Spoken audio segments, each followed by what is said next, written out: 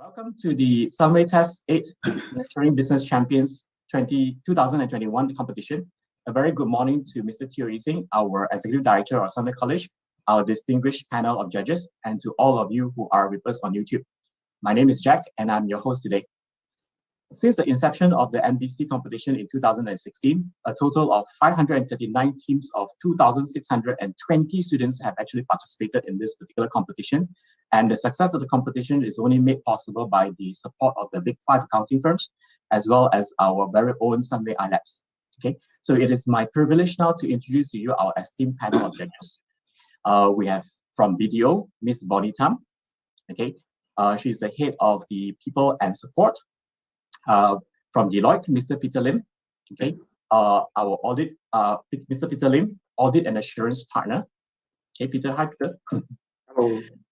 And from EY, Ms. Lee Supan, partner, Malaysia, talent leader, Asian diversity and inclusiveness leader. Okay, from KPMG, Ms. Monzi Siu, executive director, people, performance and culture. Hello. Hi, from PwC, Mr. Vinesh Naidu. He's the human capital leader in PwC. And last but not least, from Sunway, Mr. Matt Van Leeuwen, Chief Innovation Officer of Sunway Group and Director of Sunway iLabs. Hi, Matt. And of course, I would like to invite now Mr. Teo to say a few words before we begin our competition. Hello, a very good morning. Yeah, and again, I think on behalf of Sunway College, I'd like to again, thanks the panel of judges who basically has been supporting us throughout this NBC competition. Yeah, so Sufan, Monzi, Bonnie, Vignesh, and also the Peter Lim. Yeah, from the firms. And of course, we also need to thank our own Matt from the Sunway Innovation side. Yeah. So for this morning, of course, in terms of the education side, we basically move on. Yeah, despite of the pandemic. Yeah, obviously, Sunway Test, because of the preparations on the professional exam, we have to innovate and we have to continue to see how we can actually ensure that students are prepared well for the exam.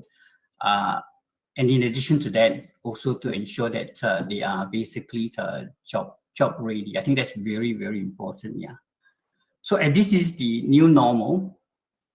The final of the NBC, which is the Nurturing Business Champion competition, has been conducted online for the first time, since its inception in 2016. Yeah. This is to ensure that we follow the SOP issued by the Ministry of Higher Education. Yeah. So congratulations to all the 5 teams. Yeah. Despite of the online classes that the students has been attending. In fact, only effective 1st of March this year, 2021, students are now basically being allowed back to campus. So effectively, I think in terms of preparation for this NBC competition, I think the students are basically able to start to meet face to face, while they are basically in the campus. So I was told basically all of you have been working very hard, putting lots of hours into this preparation and working closely, very important, as a team, and showcasing obviously today, to showcase your best communication and skills, to present it to, to present a business proposal to the panel of judges here. So out of the 130 teams from 21 classes of CAT and CFAP 2020, I have to say you all have emerged as the top 5. So this is the final today. So I would like to congratulate all of you. because today you're all the winners of the NBC competition. Yeah. So I think without further ado, I would just basically want to thank the judges again, yeah, Sufan, Monzi, Vinesh, Bonnie, and Peter Lim, yeah, and obviously to our own Matt, which is the Sunway Innovation Officer and also Director of the iLab as well, yeah. So thanks everyone, and also for all the participants, all the best and good luck. Thank you. Thank you, Mr. Teo. So before we begin, let me just give you a brief background of the students that are going to come in. The students have actually joined us since January to August 2020, which means they are actually our first year students, which are post-SPM students. So they are our CAT and CFAP students, all right? And essentially, the reason why we are doing all this is because we believe in experiential learning. Our students should be given the opportunity to go through the whole process of education, not just only passing examination and winning world prizes. We want our students to be able to experience what is it like to work in teams, communicate effectively, develop design thinking skills, as well as, most importantly, aspire to be champions. All right. So we really thank Mr. Teo for giving all our students this opportunity, and of course the prize money. All right. And the prize money for the champion is 8,000. All right. The first runner-up is 6,000, and then the second runner-up is the 4,000. That's a lot of money, which is, that's going to be seed money for your ideas. All right. So, and from there on, okay, we also like to thank our panel of judges for the time, and not forgetting our semi-final judges, okay, the heads of programs, all right, Ms. Lampewa and Ms. Teresa So, as well as Ms. Gochuling from Take Charge Asia, and of course the lecturers, the very dedicated lecturers, have gone through the whole process with them, right, since the prelim all the way up to now, tirelessly, supporting them, giving them support every day, and of course training them to come to this particular stage. All right, the students will be judged under 5 criteria, which is the business idea, innovation, feasibility, financials, as well as their presentation skills.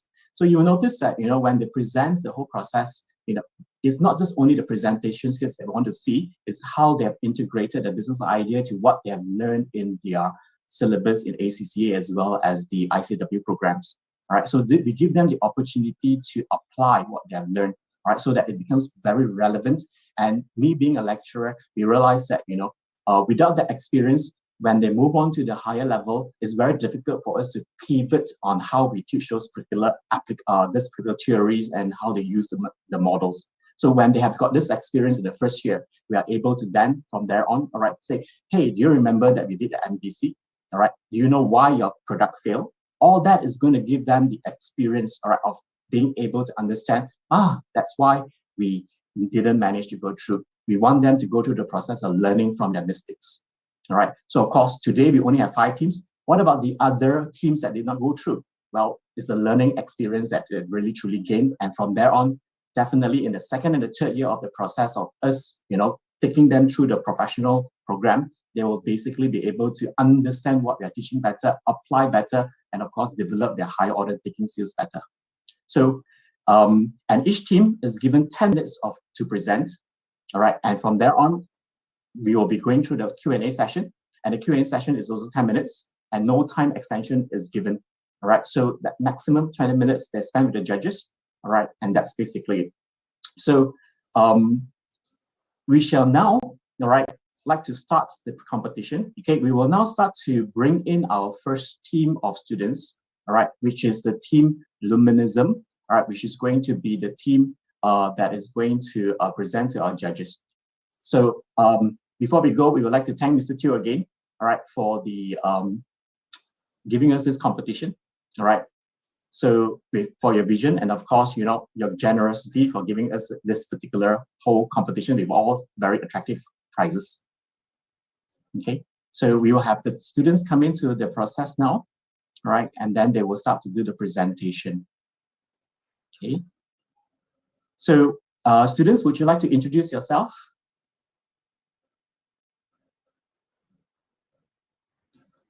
Hi, thank you, Mr. Jack, and good morning, Mr. Teo, the panel of judges, and to whoever that is watching the video. My name is Zijie. My name is Vinci. My name is Serena. I'm Cassandra. And my name is Shanda. And together we are Luminism. So with this, I will ask you, are you ready? And if you're ready, I will start the time. And when the time ends, all right, you will hear a sound, but I'm sure you will not exceed the time. So are you ready now? We are ready. All right, we start now. Ladies and gentlemen, I'm not sure about you, but my parents always complain about the electricity bills being too expensive.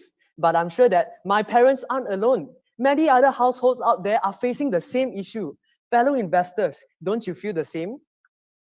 Well, there's actually an existing technology to overcome this issue, which are the solar panels. We have conducted a survey consisting a total of 300 working adults in Malaysia. Apparently, 90% of the respondents do not own solar panels at home. So why aren't solar panels widely used? From our responses, the main issue is because of high initial investment. So what if I told you that we have came up with a similar solution, but at a lower price? Introducing our product, Lumiwood, a wood panel that converts UV rays into electricity. Now, you might be thinking that this is just like a solar panel, but that is not the case. Solar panel requires sunlight to generate electricity, while our product only uses UV rays. And with that being said, while enjoying electricity, you are able to reduce harmful UV rays in the earth and therefore reducing humans' exposure to UV radiation. This panel is designed to be installed on the exterior of your homes to absorb UV rays by having multiple layers. The plywood layers are treated and infused with luminism particles, which are extracted from waste crops. And in addition to that, there will be a solar cell layer placed between the plywoods. But with only these few layers, how does Lumiwood actually generate electricity? Firstly, as shown in the slides, UV rays will be absorbed by the luminiscent particles, and here, UV rays will be converted into visible light. Now what happens next? The visible light will then be converted into electricity via solar cells. And there you go. Lumiwood will now be charging through your fuse box, and you will be able to use the generated electricity at home. Now you might be wondering what Lumiwood has to offer to the world. Our product consists of 3 main values. It is eco-friendly, it reduces harmful UV rays, and most importantly, it is affordable. Now, to amplify this property, let us compare Lumiwood with solar panel. Firstly, as mentioned earlier by my colleague, our product can help you to save your electricity bill at a lower price efficiently. To illustrate, in order to obtain the same amount of efficiency of 51.36% of a typical household electricity bill, it will cost you around 13,600 ringgit if you use solar panel. However, if you use our product instead, it will only cost you less than half of the solar panel price, which is at only 6,400 ringgit. Secondly, an obvious difference that differentiates us from our competitor is that Lumiwood can absorb harmful UV rays, whereas solar panel can't. Sounds like a good deal, right? But that's not all. Our product is also more eco-friendly as compared to solar panel. You might be wondering, how is that possible? Well, among the components involved in the production of solar panel is cadmium, lead, and other extremely dangerous chemicals which causes pollution when disposed of. And if this issue prolongs, it is estimated that solar panel waste could reach up to 78 million metric tons by 2050. Meanwhile, here at our company, we use luminescent particles which are extracted from the waste crop to build our tech layer. So apart from being more eco-friendly than solar panel, Lumiwood also help to mitigate the farmer losses by buying damaged crop from them. Fellow investors, as we are moving into the green generation, more and more consumers are willing to pay an extra for products that are made ethically or made for a greener cause. And that is why our target market is the Malaysian middle and high-income households who are environmentally conscious. And as to increase our brand awareness, we will be utilizing our eco-friendly charging benches that is powered by our technology, which advertisements will also be displayed on the screen of the charging benches, demonstrating just how efficiently our product can generate electricity. These charging benches will then be placed at outdoor open areas of Sunway malls and tourist attractions, where customers can charge their phones and rest at the same time.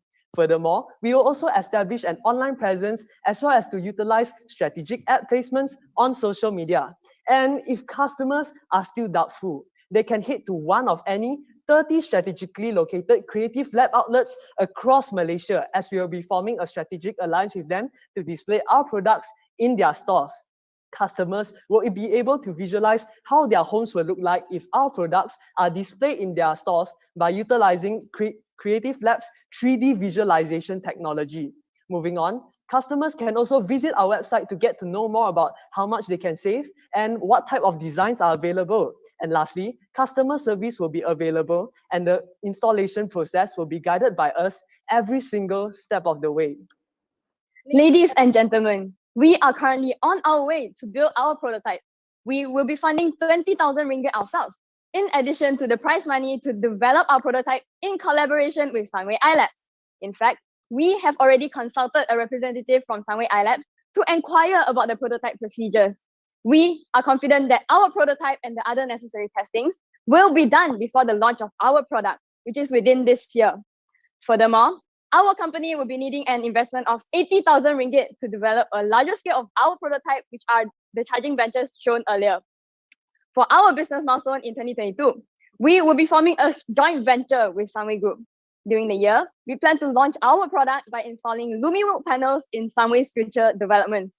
In 2023, we will be forming a strategic alliance with Creative Labs to outsource their designing expertise as well as to utilize their stores as our distribution channel. In 2024, we will be expanding into the Asia market, mainly Japan. In 2025, we will kickstart our R&D on our next product, the LumiFilm, and finally launching it in 2026. So what exactly is a LumiFilm? In comparison to LumiWood, we plan to enhance our product as years pass. So LumiFilm will mainly target commercial buildings as it is applicable to glass. Fellow investors, after listening to us describing all about our company, the moment that you're waiting for has arrived.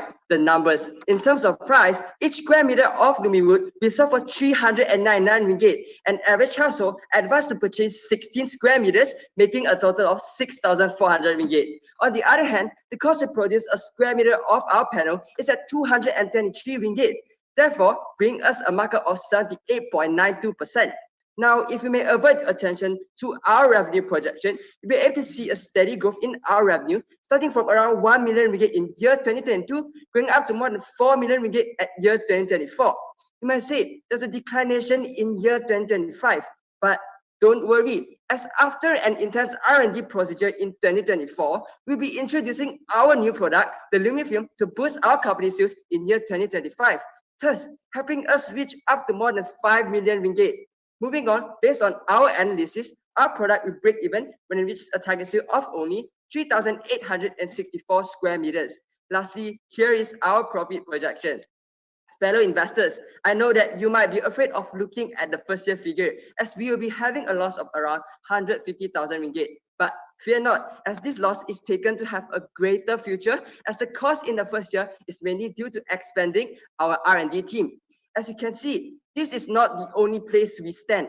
In 2022, we're starting to gain a profit of around 100,000 ringgit, and this value is expected to increase each year, thus going up to more than 1.5 million ringgit in year 2026. Therefore, you'll be earning an average return of investment of 86% by investing in Luminism. Just like any other businesses, our business will be facing some risks, and one of the risks is product risk. Being a startup business, we may face a risk where our products are not trusted by the public yet. Therefore, we will obtain safety recognition from CRIM, as well as collaborate and integrate our products into Sunway to build brand awareness. Furthermore, we might also encounter product liability risk where our product may face an unexpected defect. And to counter this risk, we will have extensive quality control procedures and provide a 10-year-long warranty and free maintenance to our consumers.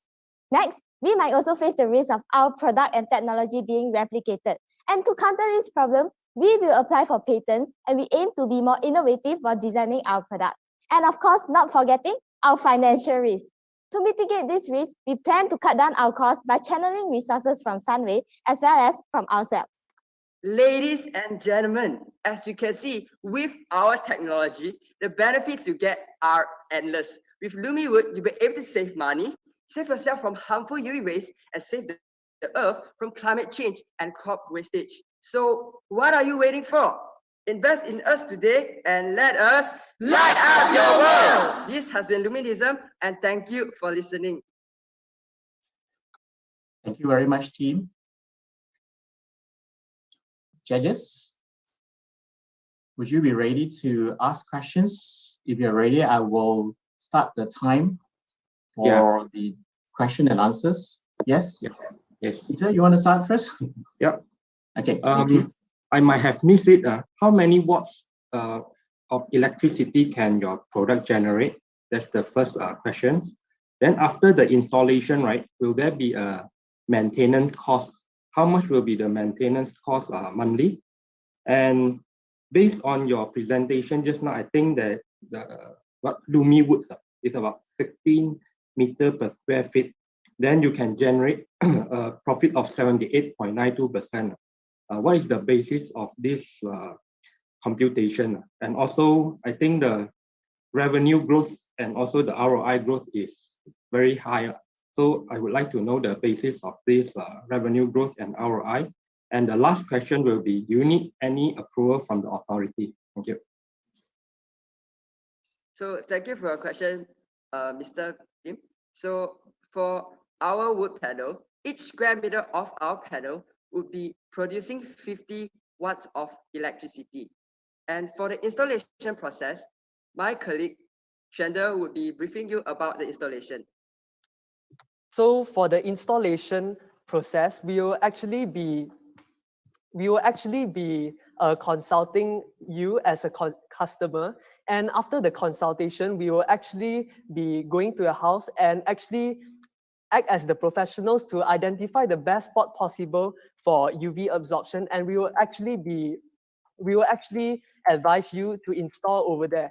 And after we have identified the best spot possible for UV absorption, we'll actually call upon our designers, which are also Creative Labs, our strategic alliance, and they'll actually design the layout based on the specific spot that we have identified, and they will actually compile and produce a presentation for the customers and helping the customers to visualize how their homes will look like if our wood panels are installed in their homes by using Creative Labs 3D visualization technology. And after the customers have agreed to the design, we will actually call upon our professional constructors to install our wood panels on your homes. And you were asking that the cost of what is the cost of maintenance. So we actually do provide 10-year free maintenance, and the maintenance is actually just a coating of layer on the outer layer of the wood, and it's mainly to prolong the lifespan of our wood panels. So it's estimated to cost around 100 ringgit, but it really depends on how much you install. So the first 10 years will be free, and after that you have to incur costs. And now my colleague Zijie will brief you about the net meter and energy metering and regarding the authorities that we have to approach to gain their approval. Sorry, the 50 watts can actually power up how many appliances at home? Because I'm not very good scientifically. So I don't know what are the things that you can power up from 50 watts. For 50 watts, you can basically charge your phone for like 2 days just for this 50 watts. So by purchasing 60 meters square of our panel, you'll be producing 288 kilowatt hours of energy in a month, which basically you can save 51.36% of your electricity bill of 210. Yeah. So whereas just now you asked me about the revenue. So how do we get our revenue? Firstly, is because that we will be targeting 150 houses in first year in Sunway's new project in 2022 to build our brand awareness. And for the rest of the year, we'll be using our money mainly in marketing as well as R&D to meet our sales target. So furthermore, the solar panel market is increasing throughout the years, and we are targeting only about 1% of their market. And in addition to that, our product is placed half the price lower than solar panel. Therefore, we believe that our customers will take advantage of our competitive price. And whereas for the authority for our product, we will be getting authority from SEDA and TNB for the approval of net energy metering. I hope that answers your question. Other judges, would you like Yeah. to ask? Hi, Luminism. A great presentation, always so energetic. I love it. You mentioned that it's eco-friendly, right? But how eco-friendly is cutting down trees to produce the wood, right? The wood panels. And if you're already thinking of doing film, is there a possibility of starting it with film rather than wood? Although, I mean, film is also not very eco-friendly, but there again. Thank you for your question, Ms. Vasi. So to answer your question, why we use wood is because they are eco-friendly. And why do we say they are eco-friendly? It's because that wood actually can be recycled. This wood, we are using recycled wood to put in luminescent particles extracted from waste crops. So like for farmers, usually they'll have about 33% of waste crops being thrown just because of customer satisfaction on their crops. So we'll be using these to put in our wood, making our wood more eco-friendly. So for why do we not start from film? It's because that we added the feature of absorbing UV radiation. Yeah, and wood is a good absorber of UV radiation, and that's why we chose wood as our material. And further to add on, every single year, millions of tons of waste crops are burned away, causing disasters such as haze. So in a way, we are actually reducing climate change at the same time. So thank you for your question, Ms. Monsi. Thank you. We have Hi, 3.5 good morning, minutes. everyone. Yeah, do we still have time for questions? Yes, we do. 3 minutes. Yeah, hi, everyone. Well done. I thought it was a very energetic and interesting presentation. I heard one of you in the middle of your slide when you're talking about expansion, you were very, very enthusiastic about expanding to Japan. I'm just interested to know why Japan specifically. That was the one that I sort of picked up. Can you elaborate a little bit on that, please? Okay, thank you, Ms. Finish. So the reason why we plan to expand to Japan is because in 2020, renewable energy of Japan accounts for around 18% of worldwide energy, and currently they are aiming for around 22 to 24% of renewable energy by 2030. So furthermore, 58.9% of the Japan's houses are also made from wood, which makes it a large market for us to penetrate, and therefore we choose Japan. Thank you. Thank you. Yeah, Jack, do I have one last question? Yes. Yeah. Good morning. Well done, everybody. Yellow is a good color, I can see. Finish. Yeah. So I just have one question here.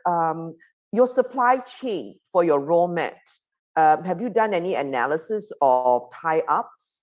I have one question to ask, but obviously I've got more, but in the interest of time, could you please address supply chain? Yeah.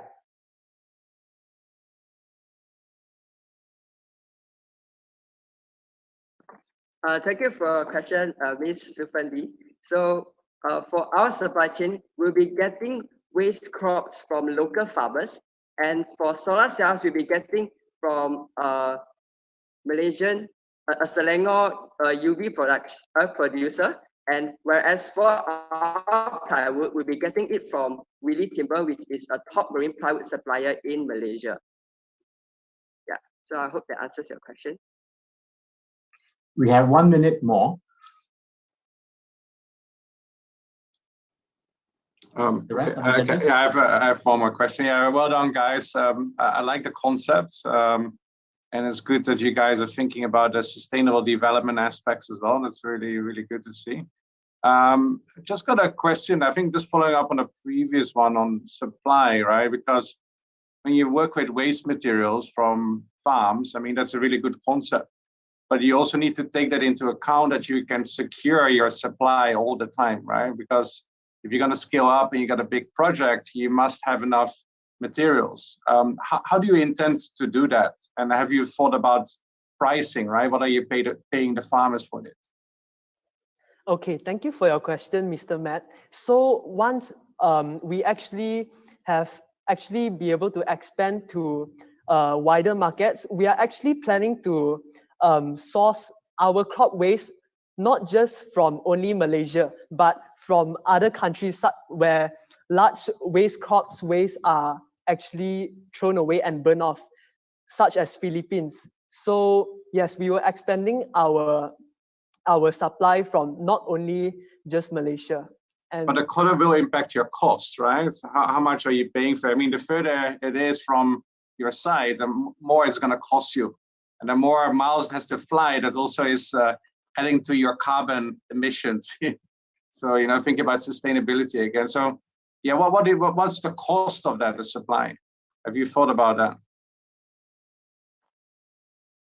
I think, unfortunately, we have run out of time already. Thank you very much, Matt, for that question. Perhaps in the next round, we would have the judges ask one question at a time so that the rest of the judges will have the opportunity as well. Okay, thank you very much, everybody. Thank you, Team Luminism. All right, thanks, guys. Well done. Thank you very much. Thank you so much, everyone. Thank you. So we will bring in the next team. The next team is Shokur. All right, so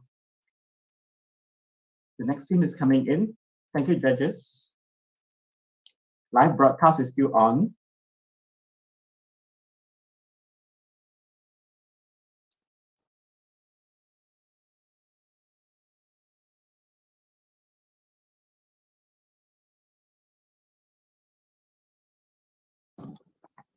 Hello, good Hi, morning. Shokur. Good morning. Good morning. Hi, good Can morning. you introduce yourself? You guys, hello. Hi guys, my name is Ernie. My name is Amy. My name is Angelina. I'm Chen Hui. And I'm Ying. So can we start the presentation already? Yes. If you can, if okay, then I will. You want to launch your slides? Yeah. Right. Can you guys see it? Yes. Okay. So we will start now. 1, 2, 3. Start. Okay. Good morning to all judges. Unfortunately, we can't see you guys face to face, but with advancement in technology, at least we can see you guys virtually. Have you guys ever wondered how many electronic devices, such as the laptop and phones that we're using right now to watch this very presentation today, how many of them had actually been sold last year? Well, let me tell you, it's a staggering 35.63 billion. And this is all only online sales in Malaysia alone. That's a lot of money. So we all love tech, right? So imagine you were to purchase an iPhone 12 with your savings, and you waited patiently for a few days for it to arrive, only to come across a video like this. Now, imagine this is what your iPhone had to go through before it arrives at your doorstep. And it's not that far off, as on average, a package is dropped 17 times per journey. And if you're worried, imagine how the sellers would feel, as the average cost of replacing a damaged package is 17 times the original cost for every single package. All right. So if you're lucky and your package arrived fine, there's no dents or nothing, you think that it's all look good. You think that it looks good, it all looks fine. But is it really? Research shows that around 8 to 33% of electronics delivered online carry risk of electrostatic discharge. So what is that? Static energy is formed when friction between plastic packaging and cardboard occurs. And the plastic packaging actually stores the static charges. This is dangerous, as the static charges could infiltrate into the internals of the device and cause many complications, such as components failure and drastically reducing the lifespan of your devices. And you won't even notice it until it's too late. Scary, isn't it? Well, plastic packaging alone contributes to around millions and millions of tons of waste every single year.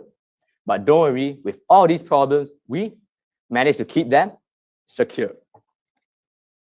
We are here introducing our product, Secure Packaging, where we aim to protect your items and our environment always. We plan to manufacture our own packaging boxes through integrating shear thickening fluid into our product by processing it into foam state and layering it in between 2 cardboard layers.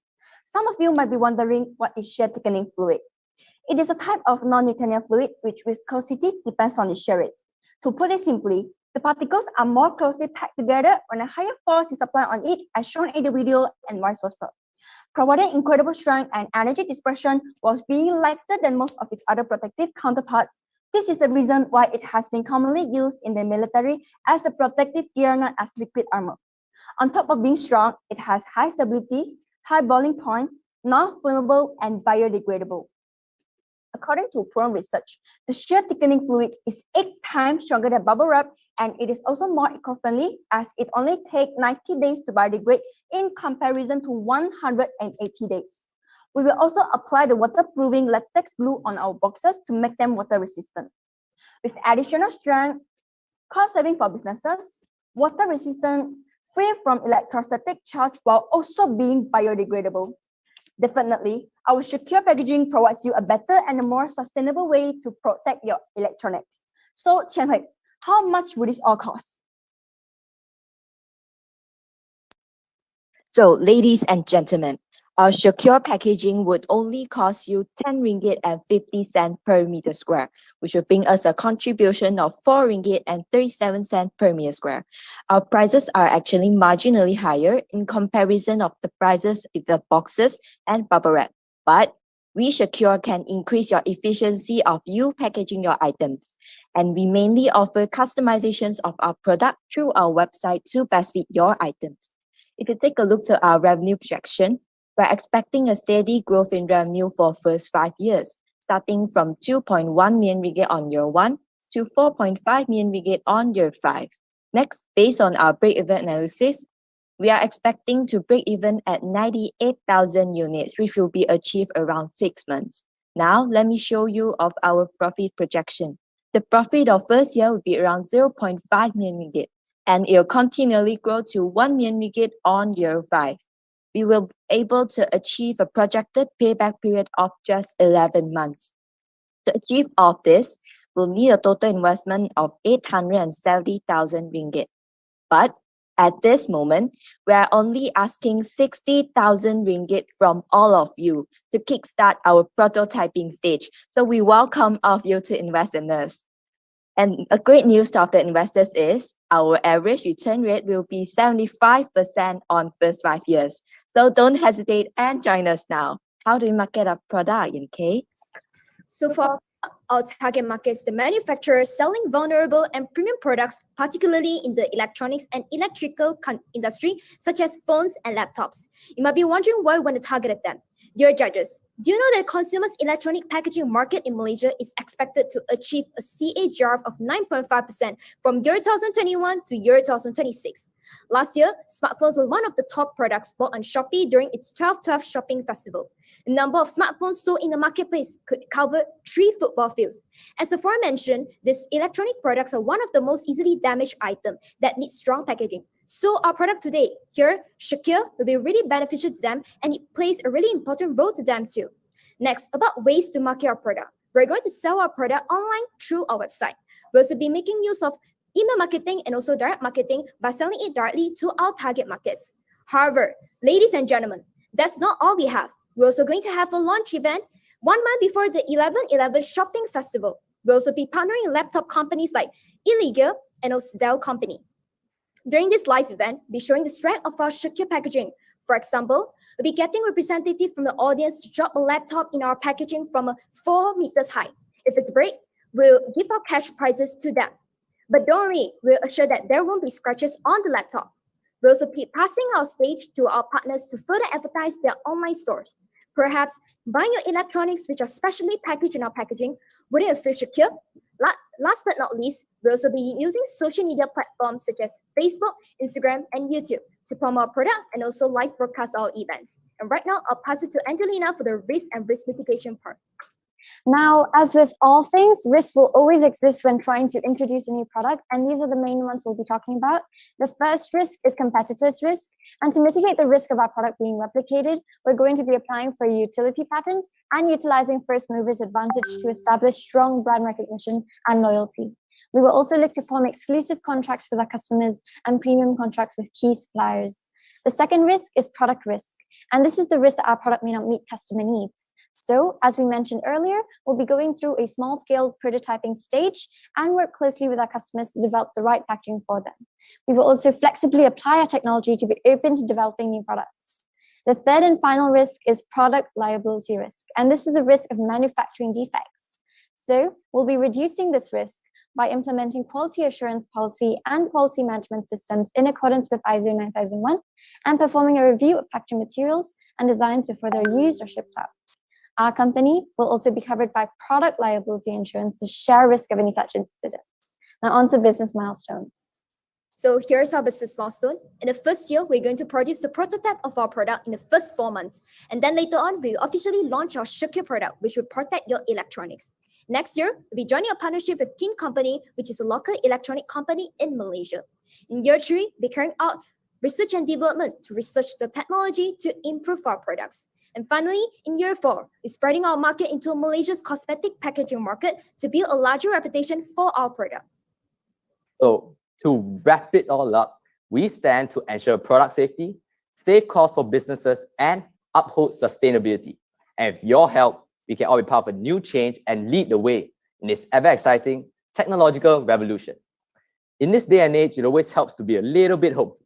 We may not change your life, but for electronics, we got them covered, literally, and rest assured that we will keep them secure. Thank you. Thank you. Thank you, Shokur. Perhaps we could start with the Q&A. Bonnie, do you have any questions to ask? Because we didn't get the opportunity to hear from you just now. Thanks, Jack. Yes, I do. Thank you for the presentation. It's very entertaining and energetic.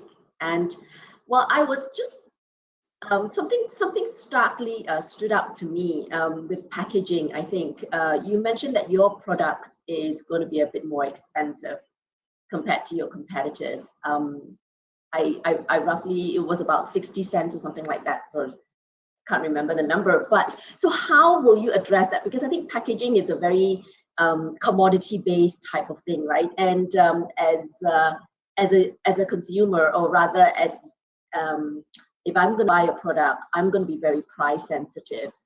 And have you worked out how you would address this higher price increase to entice me as a customer to buy from you? All right, so starting off, we yes, in part, our package is actually slightly more expensive compared to normal packaging. But in turn, we provide way better protection, which is very important, especially in this day and age where efficiency is king in terms of e-commerce.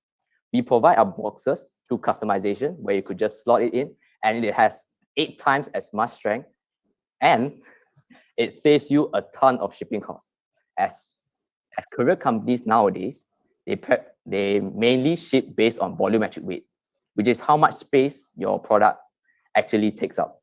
So as an example, right here, if you were to store a clock into a box and the clock is weighed around 3 kilograms, the courier company will actually assume that it's 12 kilograms, as they assume that this is what it will weigh if the box is filled full, to best make use of their space within their delivery trucks. Yes. So in terms of this, if you have empty spaces, it would drastically increase your shipping costs, which is very important, as shipping costs around 15 to 20% of total expenses for online businesses. So in terms of per product unit weight, yes, we are more expensive, but the cost that we can save in the long run or in the large scale is way, way more. Not to mention the actual price of replacing a product, as previously stated, is 17 times more than the actual cost. So if you can make sure that your product doesn't break, that's the best cost saving method. Thank you. Yeah, thank you for the question. Yeah, I've got a follow-up question on that as well. Well, by the way, well done, good presentation. Just thinking a little bit more about your business model, right? Because who your actual customer is, and and also again, it is quite a commodity industry, right? So I'm wondering whether you guys are thinking of setting up your own manufacturing plants to actually manufacture, to produce the boxes with the material inside, or whether you actually think your innovation is around the material and you will license this out to existing box manufacturers, right? Because they already have everything set up and they're ready to go. They have the customers already. What do you guys think your business model is here? Okay, so thank you for your question. So basically, starting off, we would target a more niche market in terms of, as previously stated, premium fragile devices, such as electronics. So primarily, we'll target them as currently we have, as previously stated, a slightly higher prices. So at the moment, we will target a more premium segment, as in terms of packaging, and in terms of electronics, as they would tend to pay more to ensure better packaging. As if you paid like $2,000 for a laptop, you would be more willing to pay like 70 cents more to make sure it actually arrives safely. So actually we plan to expand once we build our reputation as a strong and secure packaging. Then we plan to expand towards the cosmetics, and with that, in the long run, one day we will expand towards the online businesses worldwide, as strength is only getting more and more important in terms of packaging. So we would actually make our own packaging boxes. Yeah, make our own packaging boxes, and we are not planning to license out our technology, as there is huge potential in the market right now. Yeah. We are actually going to outsource the production of the external layer of the cardboard, and we are going to be producing the STF layer ourselves. We really want to ensure quality because it's really important as a differentiated brand that we have this quality. I actually have a similar question to Matt and Bonnie. I was going to ask the team, thank you so much for your presentation. I would remember the name. The team name is quite catchy and it's linked to your product. I was going to ask about your market sizing. In order to come up with your pricing per unit, I wasn't quite clear about your volume, the market size itself, and is it only one size? The box is only one size because there's only one price. Yeah. Okay, thank you for your question. So to answer your question, our box is actually used to customization for all of our customers. So the prices is actually for the size of 1 meter times 1 meter. It's the cardboard size. Yeah, 10 ringgit and 50 cents. So if we were to fold it up to a box, it will actually turn into a box of 40 times 40 times 40. Yeah, so that size will become 10 ringgit and 50 cents. Yeah, if you were to custom made, and then we'll calculate what things you want to put inside the box, and we will to design what you want and then to fit your items. So yeah, we'll recalculate the cost again based on the materials needed and the quantity also. I'm just wondering, yeah, you say your target market is all these manufacturers. How many times have you received your stuff broken and not in order? Out of 5 of you, any of you have experienced that? None, right? So I'm just wondering what. Actually, sorry, so sorry. Excuse me. Actually, I received a foundation before that, like it is cosmetic, but the foundation flow out, so it is not strong enough actually, because it is wrapped by the bubble wrap, but it is still flow out because there's still space in the box. So when maybe the courier company delivered it to me that time, the things in the item inside the box will move around there, so it cannot be ensured that it will guarantee your product, your safety of your product. So that's why we are using the SDF, the shear thickening fluid, to fit the item inside the box for the best protection. Right.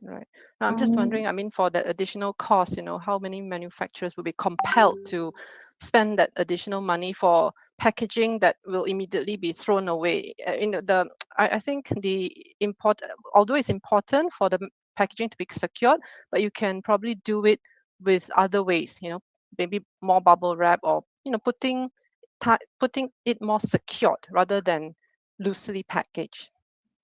Thank you for that comment. Okay, Neman. I would like to comment more on that. In terms of the bubble wraps and the normal plastic packaging that use in terms of bubble wraps or polishing, they actually harm, in terms of electronic devices, they actually harm them a lot as they store these kind of static charges, which will cause the internal components to be heavily affected. And the problem with this is that you won't notice it. So the consumers that use it, they actually don't know that what is happening within. But then the lifespan would decrease, and then someday it will suddenly shut off and you don't know why, because you can't locate the source. So that's the dangerous part of it. That's the dangerous part of plastic packaging that we transfer. By the time it happens, we'll have to upgrade all our machines again. So thank you anyway. Thank you. Good answer anyway. Good job. We have 1 more minute. I've got a related question. I mean, well done, everyone. It's an interesting concept. But in relation to what Monji just asked, besides bubble wrap, is there any other competitor out there for this product, or is this what you are pitching? Is this a sort of a blue ocean sort of product, or and you know, has this not been used before at all? So two questions essentially. Are there alternatives to this besides the bubble wrap, or is this? Second question is this really a blue ocean sort of a product, like not been thought of before, not been manufactured before? Yeah, actually, there's a lot of competitors in this industry. Like the bubble wrap is the most commonly used, like you all know, and the second most commonly used in our daily life is also the polystyrene foam and the peanut packing. But they still have its own disadvantages, because like for the peanut packing, it will become quickly dissolved when it comes in contact with the water. So it is not suitable for protecting the electronics item. And for the polystyrene, it will cause a lot of pollution, like the landfill or the air pollution. It will cause a lot of pollution to our earth. So yeah, it is not eco-friendly at all. Yes. Okay. So just to add on, in terms of any packaging that you add, it will actually incur higher shipping costs as there's empty spaces inside, right? So you have to actually store it to actually keep it safe. But with our product, we've custom made it for you and you can just slot it in, and the cardboard layer itself is enough to sustain the forces. So it will reduce shipping costs. And in terms of, as you said, has this been done before? Actually, yes, it's been used in, as previously stated, liquid armor, as in military gear armor, because they are lighter. And in terms of, they are also being used in kind of socks, you know, to protect your heels. Yeah, so this has been used in many different industries, but not yet within the packaging industry. Yeah. Okay, I think that's all the time that we have for the question and answers. So thank you very much to team Shokur. Students, would you like to introduce yourself to the judges? Hi judges, I'm Diongwen Singh from Rain On Me. Hi judges, I'm Chao Zoe from Rain On Me. Hi judges, I'm Ng Yi Ting from Rain On Me. Hi judges, I am Tan Suk Ying from Rain On Me. Hi judges, I'm Li Xian from Rain On Me. Okay, are you ready? Can you launch your slides? Yes. Are your slides ready? Can you launch your slides now? Okay.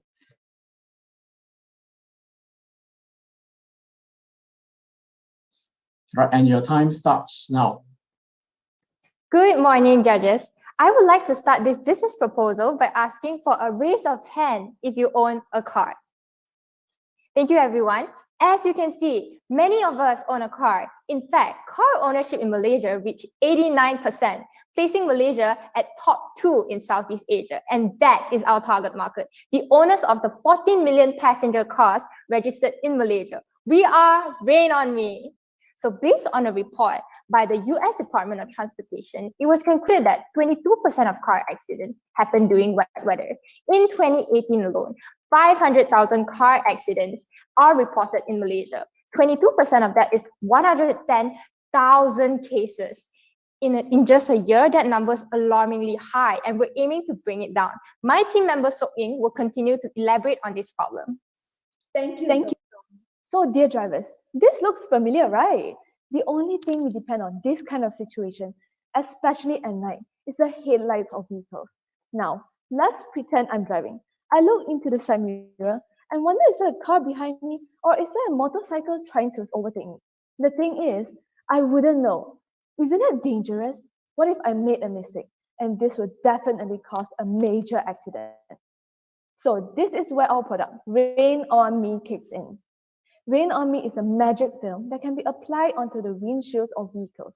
It could help you to see better in the rain. This is a rough idea of how the film will look on a car windscreen. Allow me to explain the concept behind it. When the water droplets fall on the lotus leaf, it will slide off the surface without making the leaf wet. This is because lotus leaf is hydrophobic. The surface repels water molecules. Scientists call this the lotus effect. Now, let's all divert our attention to our prototype. Rain On Me is hydrophobic. Wow! Other than that, it is also anti-fog and anti-scratch. Now, my fellow member will discuss about the market. Thank you, So-Ying. Next, I'll be explaining about our marketing strategy, which will up our game in the market. We are targeting the mass market. According to our market survey, we have concluded that our potential customers will be people that are concerned about road safety. For example, children who worry that their parents will struggle to see in the rain due to old age, and also people who are enthusiastic about cars. We'll be adopting the B2B approach, whereby we supply to 3M company to help us reach our target consumers. 3M, I'm sure we all heard of 3M. They sell various goods ranging from office supplies to building materials. We'll be able to establish our brand quickly as 3M has 400 dealers all across Malaysia. A report from Warren Marketing noted that only 52% of distributors actively promote new products caused by a lack of support from the suppliers. Therefore, we will be providing ongoing support to them, such as setting up a point of sale display in retailer shop and performing live demonstrations in car expos. This is to pull customers. In order to push our product, we'll be implementing a sales incentive system where 3M will receive incentive after reaching a certain sales target. Moving on to the competitive analysis. There are two other products that is similar to ours in terms of their function. So what differentiates us from them? I'm going to first talk about the price. Our Rain On Me will be sold at an affordable price of Rm 540 for a MyV, while ceramic coating is a lot more expensive. They are focusing on a niche market of high-income customers, whereas we will be a cost leader. Yes, Ring X is a lot cheaper, but it only has the durability of 3 months and needs to be reapplied every 10 days. With Rain On Me, it is hassle-free, and you don't have to worry about it for the next 5 years. That's all from me. I'll now pass the time to Wen-Xin. Now, let's talk about financials, which is all about cash, money, ka-ching, ka-ching. Well, who doesn't like money, am I right? Financials are the main thing in businesses, so we would like to seek 1.5 million from investors as the capital for this business. The 1.5 million will then be split into 4 parts, which will be outsourced of manufacturing, research and development, marketing, and also be kept as a fixed asset. I'll pass this time to Lee Xian to talk about the price. Thank you, Wen-Xin. Our product will cost 30 ringgit per square meter and we'll be selling it at 55 ringgit per square meter. With that, we can achieve a profit of 25 ringgit for every square meter sold. And that is equivalent to a 45% profit margin. Okay, judges, if you were to buy our film today, how much would it cost you? Well, it will cost you approximately 540 ringgit for an average car like MyV, or 950 ringgit for a bigger size car, for example, car X70. If you take a look at our revenue chart, you can see that our revenue will be moving in an upward trend for the next 5 years. In the first year, we expect to sell as much as 22,000 square meters of film, generating us a revenue of 1.2 million. We can see that our sales for the film will start to diminish after the escalation in year 2. With that said, investors should not be concerned as we plan to expand our product line to boost our sales figure, which will be further elaborated in the later slides. In order to cover our total cost, we'll have to sell about 6,400 square meters of stickers to break even, which is equivalent to servicing 1,600 MyVs. If you take a look at our payback period, we expect to pay back investors after approximately 2 years and gain profit in the subsequent years. With a profit before interest and tax of 558,000 and capital employed of 1.5 billion, investors can expect a return on investment of 37% in the first year. Worry not, as the return will increase gradually from year 2 onwards, and this will continue to the foreseeable future. In fact, we actually predicted an average ROI of 89% on the basis of the first 5 years.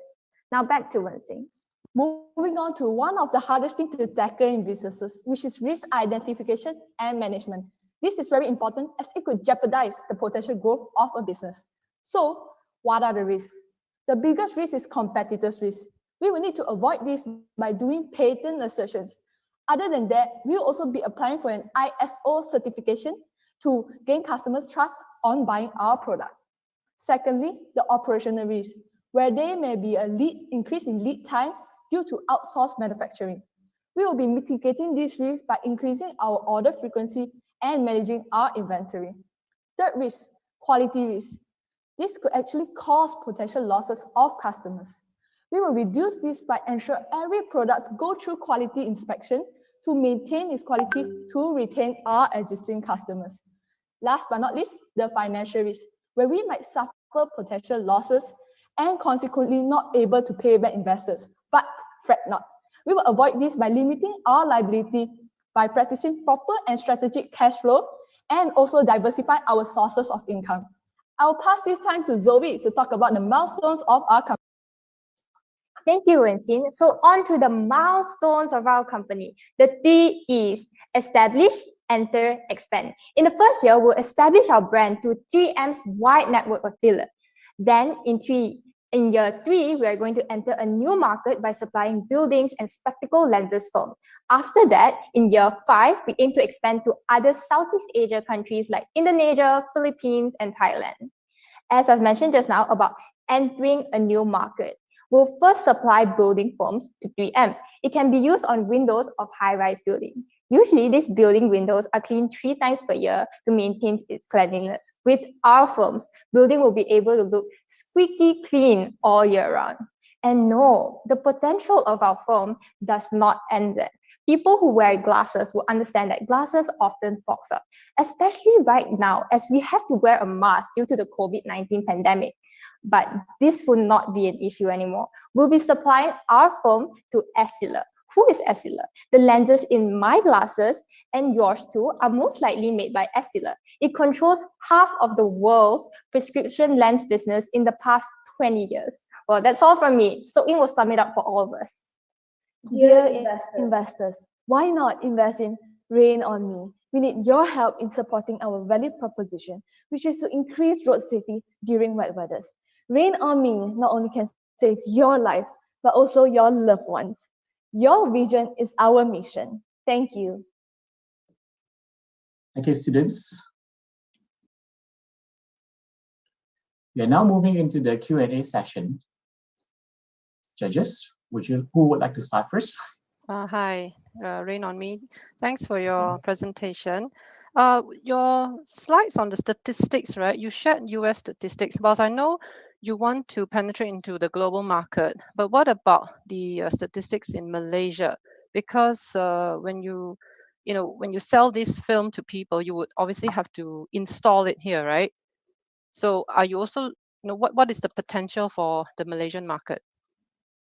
So the Malaysian market currently have 14 million passenger cars registered in the JPJ, and we are targeting people who acquire new car every year.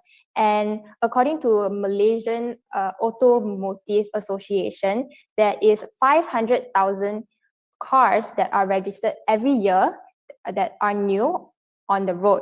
And we are targeting those people, and they are our addressable market. Thank you. Can I ask the second question? Sure. Yeah. So I think you have a very wonderful slide. From the first impression, I thought this is a makeup product or a hygiene product. So the second question will be, you will be working with 3M, right? What will be the incentive for 3M to work with you, and what would be your backup plan if 3M refuse to work with your company? Yeah.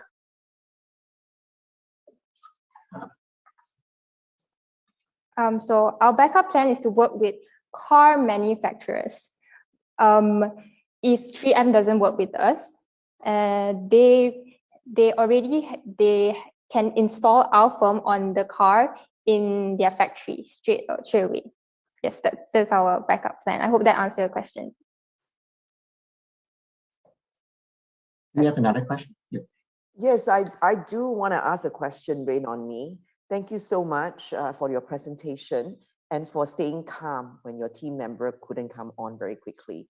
I have actually one, potentially a second question, depending. I wasn't quite clear. Are you going to manufacture your own product, or are you going to be outsourcing it? I wasn't quite clear about that. And the second thing is probably more of a technical question. I'm not very good with cars, but I know that many cars already have the UV screen or UV tint where people actually send for films, right? You already have to have those films. And then you add another layer of film on the cars. Is that feasible? And what effect would there be on people driving those cars? Yeah. As you can see on the slide, we'll be outsourcing our manufacturing process to a manufacturer in China.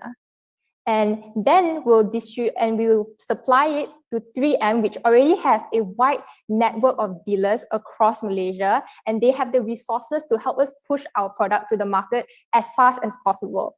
And regarding your second question about the tinting film on our cars, actually our tinting films on our cars are applied inside our cars and not on the outside. And our film will be applied on the external windows. So it wouldn't affect the function of a normal tinting film. Yes. Just to follow up on that, you know, our weather here is very unforgiving, really, really hot. And I've seen all those, I mean, the tinting that Sufan was mentioning is on the inside, right? What about your product? I mean, how durable it is in our unforgiving weather? Will it wrinkle up? Will it split? Yes, according to our research, it is actually very durable, and then it also wouldn't melt because it can withstand a certain degree of temperature. And as compared to other coating that the car uses, for example, silicone coating, we saw that many reviews say that due to high temperature, it will actually melt. And our product actually doesn't happen to our product.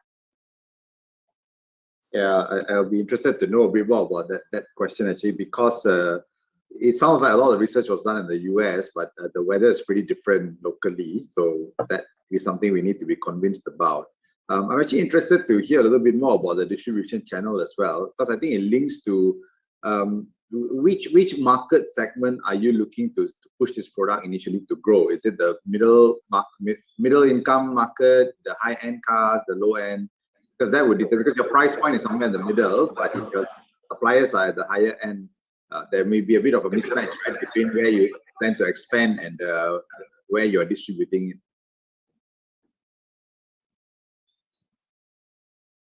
Can you hear me? Sorry. Yes. So we are actually targeting the mass market. So people who can afford our product will be our target consumers. Yeah, that answers the question. Yeah, I think one of the main competitor would be the spray, because personally I use a spray to really get the windscreen, to have a clear windscreen during raining, and it won't cost a lot. So I think that would be the main competitor. Bonnie, you have a question? I do, yes. Thank you, Rain on Me. Thank you for the presentation. And it's really interesting. And definitely, I think this product will be sought after by people in Malaysia for sure. I was actually very keen to find out, you've asked for an investment of 1.5 million for this business. And I'm just very curious, how do you plan to spend this 1.5? Because you're outsourcing the production, which I think that's where majority of the cost should be sitting. So how is this 1.5 million going to be used? And yeah, if you could just elaborate a little bit more on this. So for our investment of 1.5 million, this is our breakdown. So about 5% will be used, we'll be keeping it as reserves and assets. And as you said, we really have to spend a bigger percentage of the investment on the outsourced manufacturing. So as you can see, it is about 43.3%. And we'll also be spending some on R&D as well as marketing, because we really want to push our product to ensure that we can secure these sales. And here is our cost breakdown.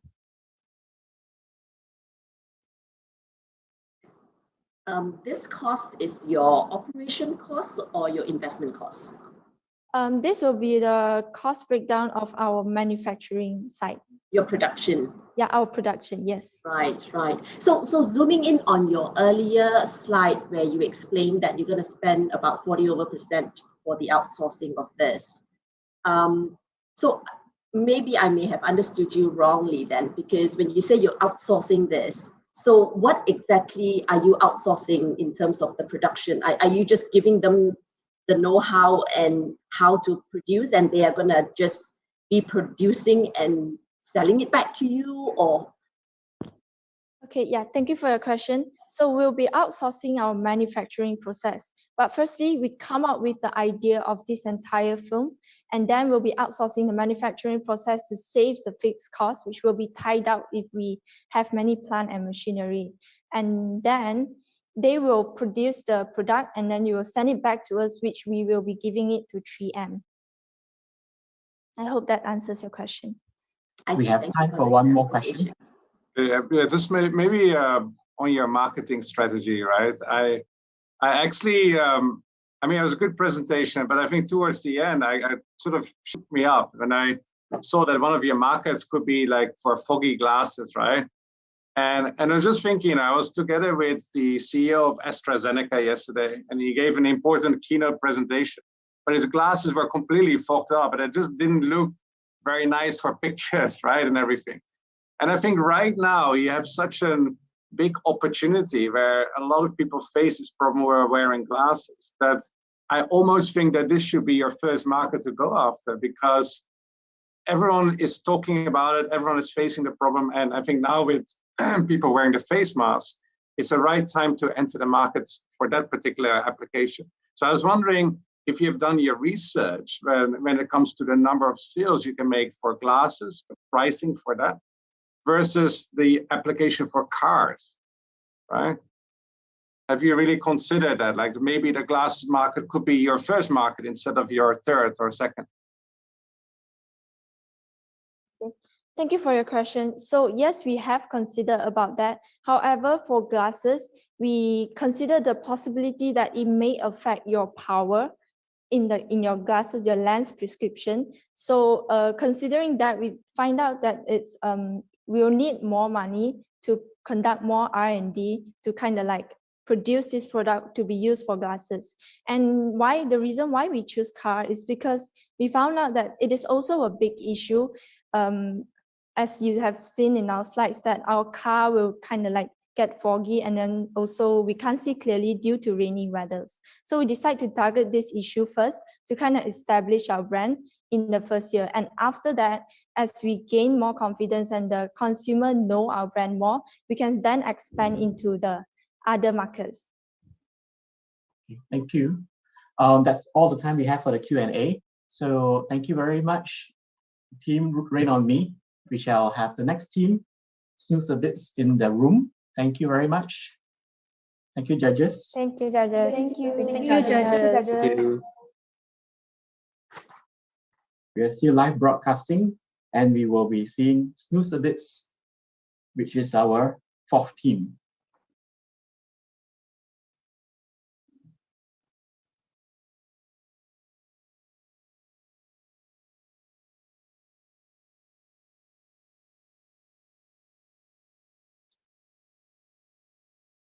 Team Snooze A Bits, would you like to introduce yourself first?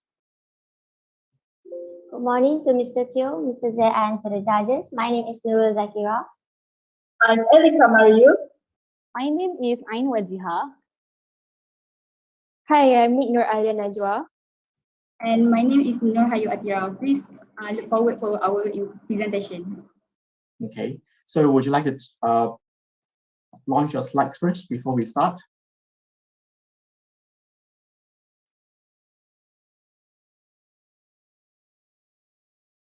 Are you ready to start?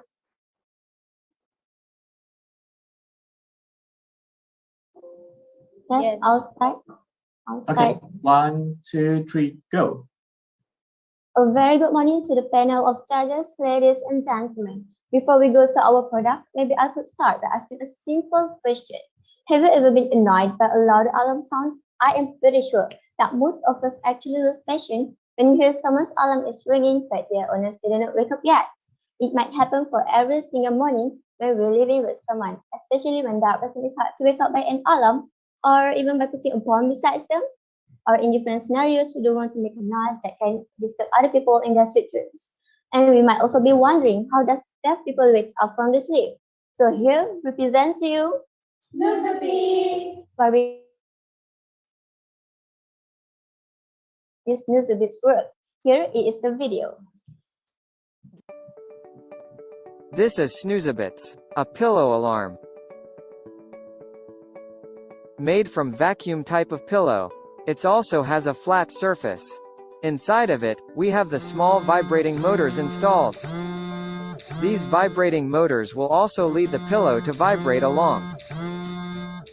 In result, the user will guaranteed to wake from their deep sleep and ready to start their morning as usual. That is fantastic, right?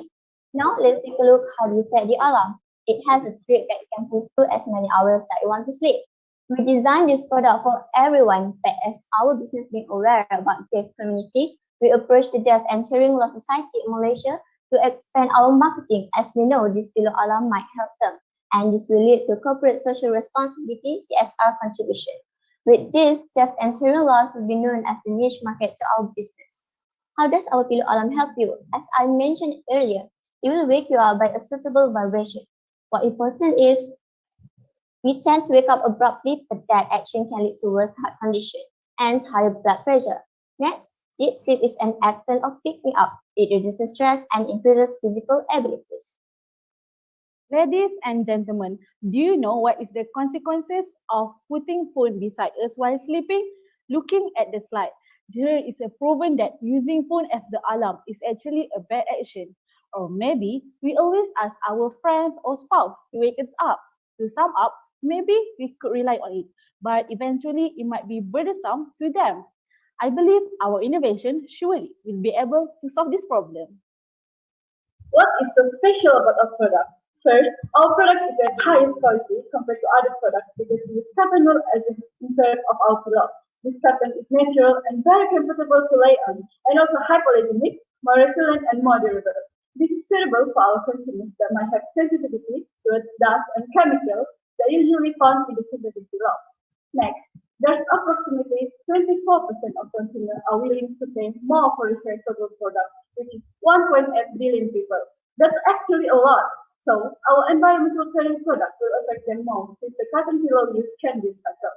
Lastly, we use the standard alkaline battery, which is the double A, as a power supply in the alarm. It is proven that this battery is less hazardous to consumers as we use it in our daily life, such as remote control, wall clock, and even kids' toys. So, can this battery electrocute you? You might ask. The answer is, it won't happen because it produces a low voltage, which is only 1.5 volts per battery.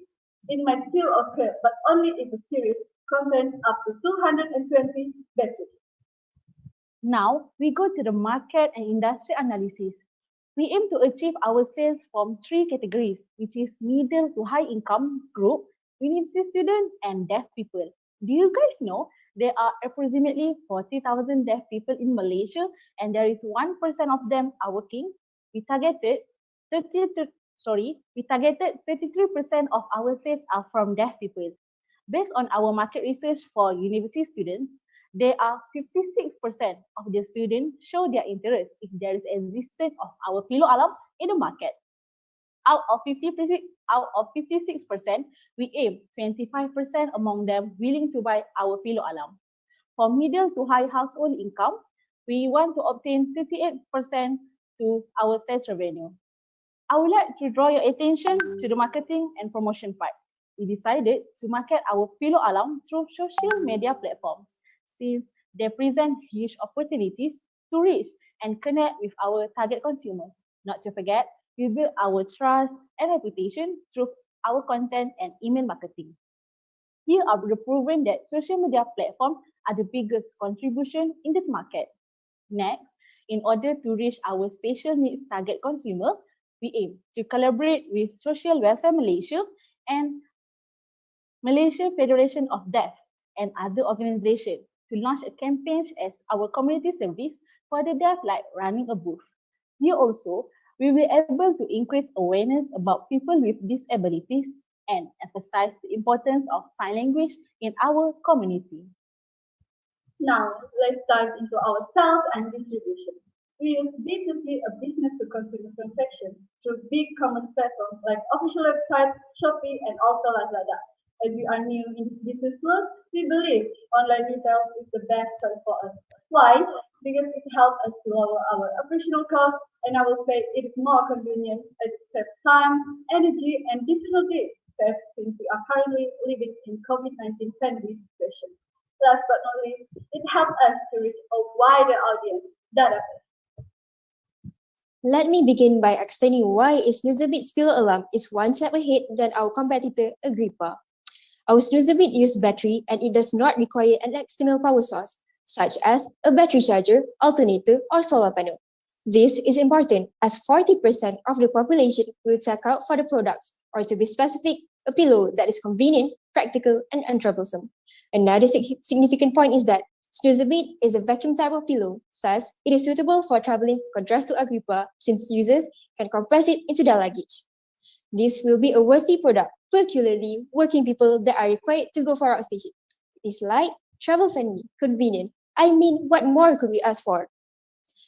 Looking at the selling price, Snooze A Bit's pillow alarm is only 200 ringgit per piece, while Agrippa is 858 ringgit and 80% per piece. Dear investors, we have to keep in mind that Snooze A Bit pillow alarm have a quite number of magnificent features, as mentioned by my fellow teammates, Elika. So, let us all agree that 200 ringgit is a super price for this kind of pillow. Ladies and gentlemen, let's move on to the financial part. The starting of this business, capital investment required is 458,000. After all calculating parts are done, the total cost incurred per unit is 95 ringgit. We decided to set our selling price 200 ringgit, and this will help us to reach margin of 52.5%. From the graph, our break-even point is 437 units, with a total cost of 80,000, 87,000, and 400 ringgit. Moving forward, this is the sale revenue, and we have planned to achieve 590,000 for the first year and increase to 1.573 million by next year. And lastly, we're aiming to achieve 2.95 million for the third year. Turning our attention to the return on investment. The ROI is 67% for the first year, then increase to 178% for the second year, and lastly, to reach 333% for the third year. So investors, what are you waiting for? It's your time to shine. When making money, there's no doubt that there will be risks that come with it. We believe that this technology is still new to the market and very new in Malaysia.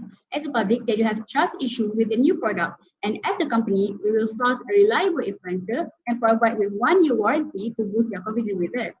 Plus, we will register our product with Syrimkas International Sedang Berhad under ISO 9001 to keep our product consistently meet our customers' needs. Plus, we have indirect competitors in this market such as smartwatch and smartphones. However, our innovation is comparatively cheaper and safer, but it's not enough to keep the competitors away. We will constantly innovate our product by improving its features and design. Next is replication of product, which is a common tactic in this industry. Hence, we will register and sign the patent to protect our innovation from third parties, such as ex-employees, customers, and competitors to take into their competing product. And because we are the pioneer of this new market in Malaysia, we have advantages on this product because we have low entry barrier and lesser indirect competitors, so we are able to dominate the market. Besides of risk, we have also thought about the future of our company. In the first year, we are only manufacturing pillow alarm with standard level vibration, which is 74 decibels. And in the second year, we will expand our product range by increasing our vibration to 3 different levels, which is between 65 to 79 decibels, so our consumer can change it based on their own preferences. And in the third year, we will launch an app that gives an access to set alarms through smartphones, helps them to track and improve their sleep quality. Dear investor, with your investment to our company, not only can obtain a good return, but we can also help the deaf community. Together, We change for a brighter future. thank you and feel free to ask us.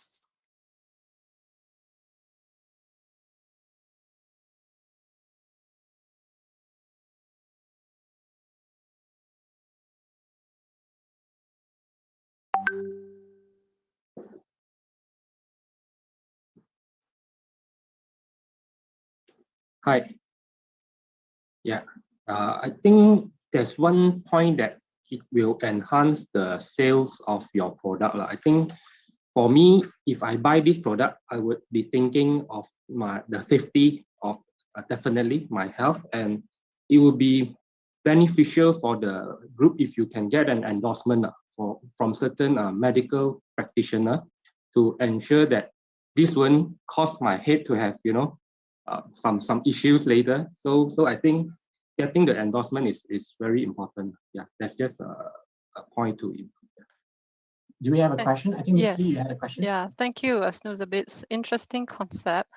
You're right. There are other competitors which are smart watches, activity trackers, and but the thing is, there are cheap versions of those activity trackers as well. It's less than 200 ringgit for a Xiaomi band. So for me, it would be, how would you compel me as a potential customer to buy a pillow which has a device inside, which would also could potentially affect my comfort, whereas I could just wear easily wear an activity tracker to wake me up, which I have done before. All right. So our product, it doesn't produce radiation, unlike other products like the smartwatch. The radiation actually can cause acute health, which is skin burns and acute radiation. But in the long term, the health effects such as cancer and cardiovascular disease can occur to a person. So I will say our product is better than them because in terms of the health effect, it won't occur with possible. To add on, same as points, radiation also coming from smartwatch. They are constantly touching your body or your lovely wrist. With all that wireless energy, radiation exposure is pretty much at constant rates. So it follows that putting a smartwatch with the same functionality of a smartphone directly against your body is not a smart thing to do because we are absorbing the absolute maximum amount of radiation. To conclude, that is why these Snooze A Bits are much convincing as we use AA batteries for the alarm. Thank you.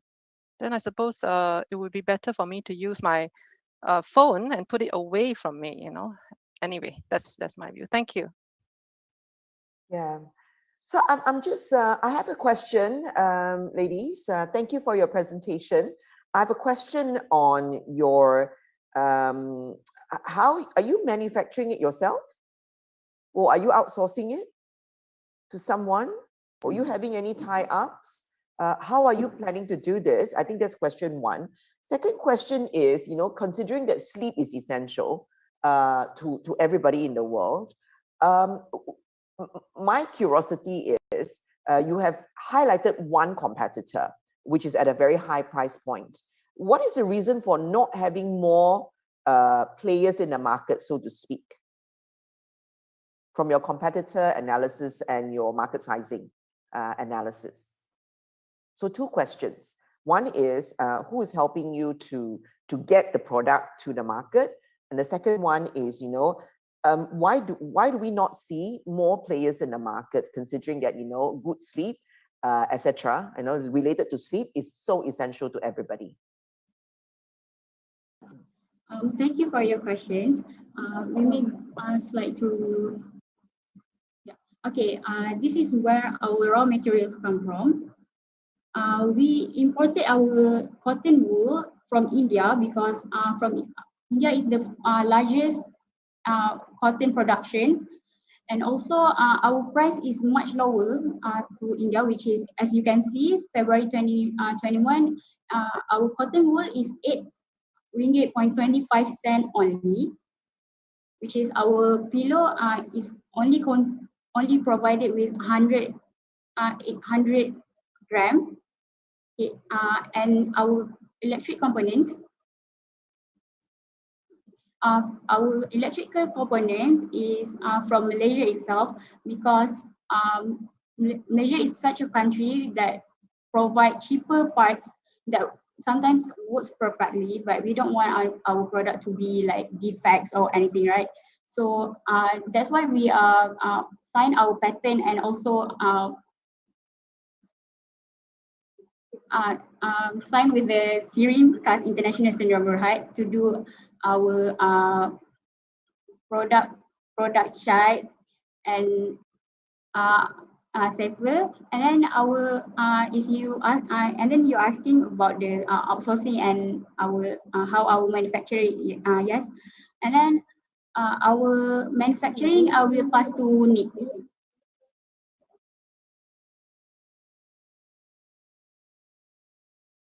I'm sorry, Miss, but can you repeat the question too? It's unclear for us. So so thank you for sharing where your raw mats are coming from in terms of your suppliers and your supply chain. But I was interested, to know more about how do you put all this cotton and batteries and everything, together. Is assembly plant your own, or is it outsourced to someone else? That's the question. Yeah. That's the first question. The second question is about players in the market. Why are we not seeing more if, other than the one product or one supplier that you've highlighted?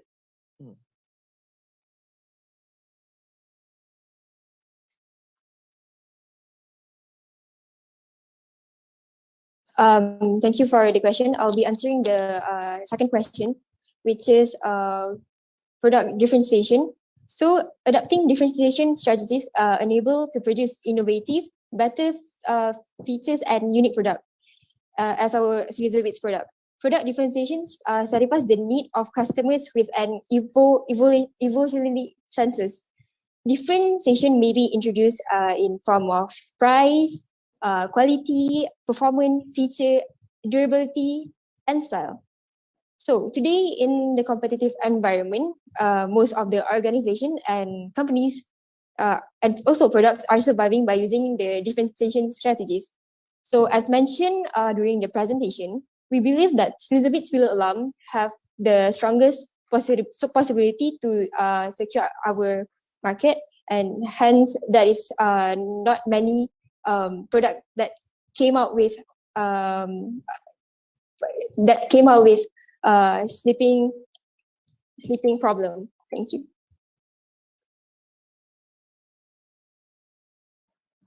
Okay, I'm so sorry about my answer.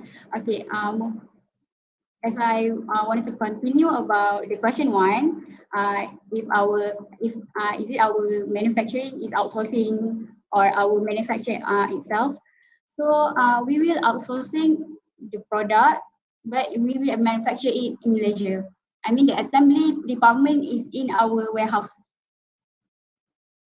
I'm sorry, may I add on for the second question, which is and why is there so few competitors, which is because not all companies prioritize sleeping pattern. So for example, as a student, for myself, sometimes I finish my class at 5:30 in the evening. So sometimes my battery ran out, so I couldn't set my alarm. So it is hard for me to wake up on time since I don't want to disturb my roommate. So we believe that by that main problem that we are facing right now, it helped us to come up with this idea, and we realized that sleeping is important, especially if you are a student, if you are working, if you are working as an auditor, because we know auditor has lots of work and they sleep late. Because my brother, he's working in EY, a junior auditor. So I've seen him come back. I think maybe perhaps we will have we don't have time already. Okay, So thank you. that's all for now. All right, thank you very much. So sorry to cut you off, but I think that's all the time that we have at this point in time. Okay, thank you very much. Thank you, judges. We'll have another team to come. Thank you, judges. Thank you. Thank you, all judges and Mr. Jet. Thank you. Welcome back, everybody. We now have Project Rampart that is going to be presenting to us. Okay, so would you like to introduce yourself, students? Hello, my name is Vincent. Hi, I'm Jian. Hi, I'm Yiming. Hi, I'm Nicholas. Hi, I'm Uni. Would you like to try out your slides to see? Yes, I'll start sharing my screen. Okay.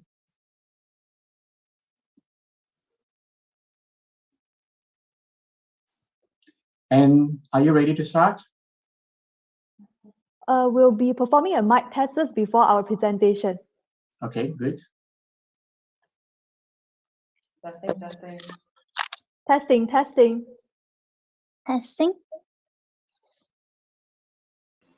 Mic test, 1, 2, 3. Mic test. All right, you ready to start? Yes. Okay, you start now. Start.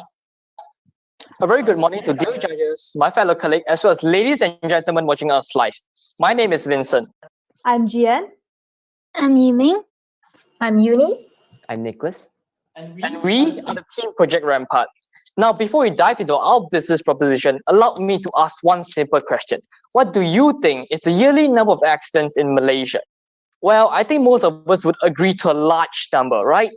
According to the Ministry of Transport, there were around 500,000 accidents in a year, with around 6,000 deaths. To give you a picture of how big this number is, there are only 8,000 students in Sunway campus today. And therefore, our company has ventured into providing an innovative road safety product, the eco-friendly rolling barrel, ERB in short. As shown here is an example of a rolling barrel implemented and created by a Korean company called ETI. However, as our company is heading towards the eco-friendly approach, our product will be different. These are the rough blueprints of our product. As you can see in the first picture, we will have 2 rings around our barrel. Those will be used as a space for cultivation of algae, as well as harvesting and storage of rainwater. It will also be covered in reflective stickers for the safety of the road users. Why Project Rampart, you may wonder? First of all, our product is made out of rice husk, which is one of the largest agricultural waste in the world, usually being disposed of by burning in the open air, as well as used polypropylene plastic, which are used plastic bottles and plastic straws. By reusing these 2 materials, we are hoping to tackle both air pollution and plastic pollution at the same time.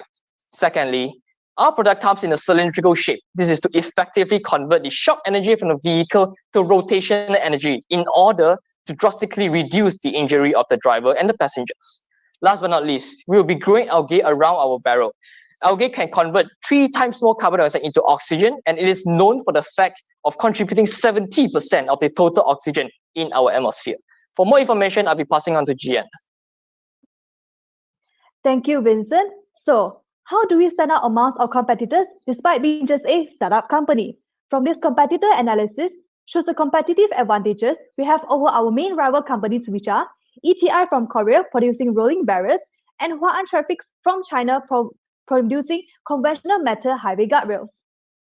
I'll explain in more detail on the product material differences between our ERB and ETI's rolling barrel as I move on the next slide later. Now you may think, isn't having a medium-high flexibility and strength a disadvantage? Well, do not fret, as it has been researched and shown to be much more advantageous due to its better impact and shock absorption. To give you a better illustration on this video shows that as a vehicle crashes into the rolling barrel and bounces off, the bounce-off effect will be lesser, thus lowering the chance of crashing into nearby vehicles as well as reducing further damages and accidents. Moving on to the major differences between our product and other companies' product, the material. Now, this green box here represents other companies, while the beige color box represents our company, Project Rampart. Research has shown that the production of EVA produces 30% much more carbon dioxide than the production of our product material, polypropylene. And ladies and gentlemen, this is actually a very significant amount if you compare it collectively. Besides that, the usage of rice husk in our product material prevents rice husk from being sent off for open burnings by the farmers, thus reducing serious and frequent issues of haze. All in all this constitute to reducing the emission of harmful gases into the environment, which what makes our product environmental friendly. Moreover, to ensure that our product is always in its best qualified condition to serve its purpose, we have come up with a replacement strategy every 5 years, of course with a charge, along with a 5% discount. Now, this strategy ensures the sustainability and profitability of our company, as well as the safety of road users.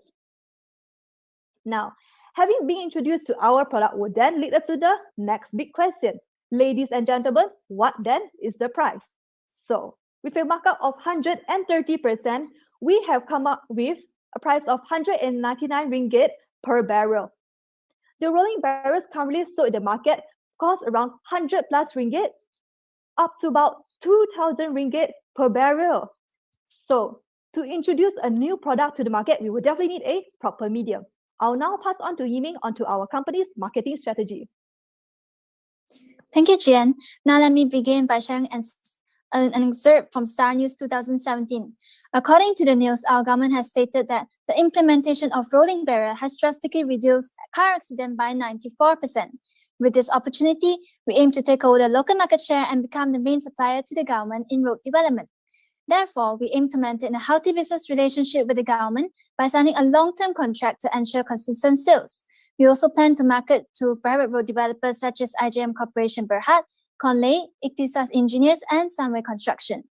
To market and advertise our product, we have 3 major marketing plans. Firstly, we aim to promote to trade shows, exhibitions, and conferences by participating and networking with other potential investors and collaborators. Secondly, our company is aiming to collaborate with ASEAN and CAP, where they can implement our rolling barrier in their crash tests. Furthermore, we will also collaborate with Sepang International Circuit, where we will implement our rolling barrier on sharp cornering areas on the routes. This will raise awareness to the public about our product, subsequently providing assurance on the safety of our product. Next, we will also set an official website for our customer to contact us and get a better insight into how our product and company works, as well as to access to our customer service regarding any issues on our product. For sales and distribution, we'll be using 2 types of transaction, business to government and business to business. We will diversify our market by selling both virtually and physically. Our product will be transported from our factory based in Rawang to our customer by a private logistic company, Skyline Movers. Next up, I'll pass the financial part to Uni. Thank you, Amy. We have now arrived at the part that investors are most concerned about, which is the money matters. To ensure that a company operates well, financial plays a very important part. Therefore, I will now bring you through. According to our estimation for the next 3 years, a total of 4.7 million worth of funding will be needed to jumpstart our company. This pie chart shows the breakdown of our source funding. The funding process will be carried out in 4 phases. In phase 1, we will be spending on research and development and intending to collaborate with Sunway Labs on prototyping our products, as well as to get our product to be certified by Syria. Next, we will only start manufacturing and selling our product starting from phase 2. As we proceed to sell our product in phase 2, we estimated that our sales will have an increase of 20% in year 2 and 25% in year 3, as we will be targeting large-scale upcoming road development projects such as Central Spine Road and pull out in the highway. Following our sales will be our net profit. There will be a steady increase of 35% in the second year and 30% in the third year. From this graph, we foresee that our break-even volume for the first year is around 9,000 units.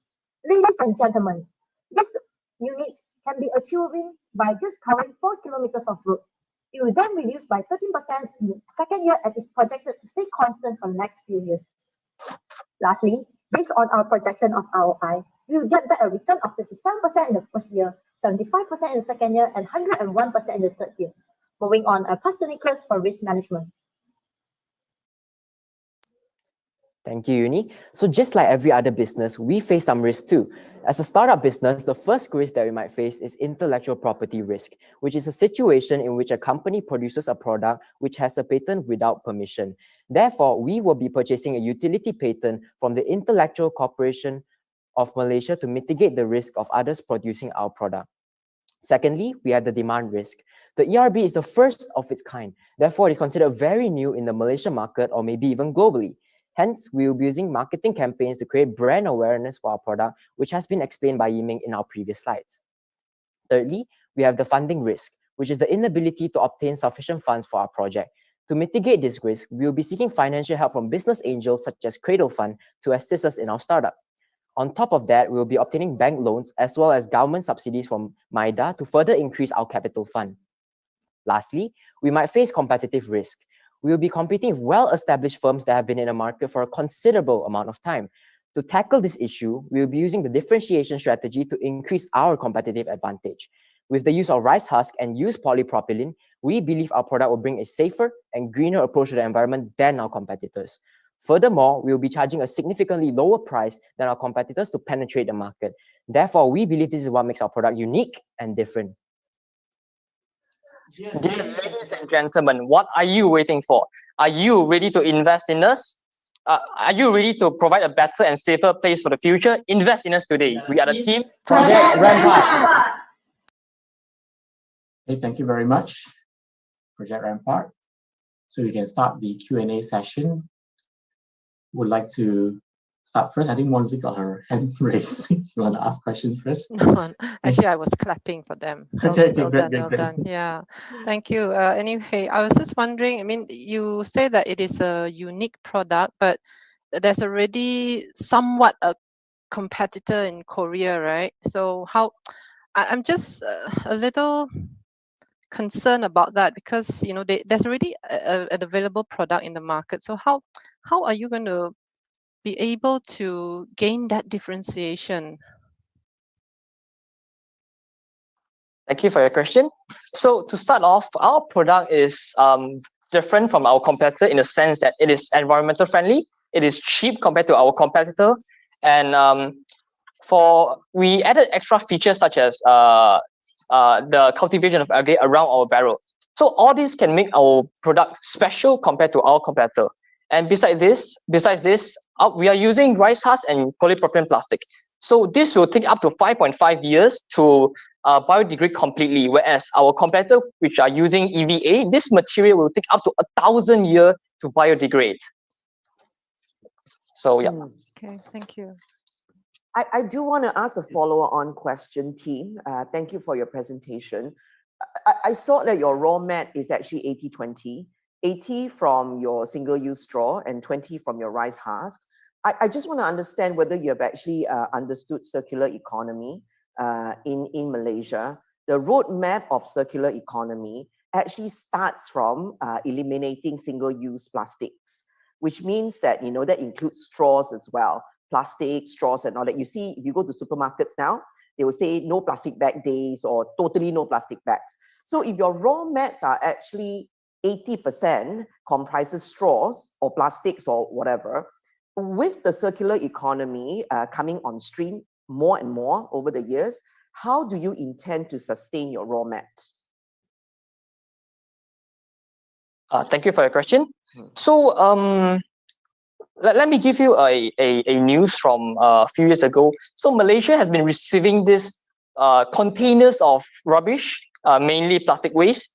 And according to one of the sources, that Malaysia has received more than 1,005 containers of this plastic waste. So we are hoping to get those from the countries and also to convert them into our product. And other than that, we are also targeting to buy the plastic waste from recycling center, as well as hosting events where volunteers can help us to collect rubbish from the seaside.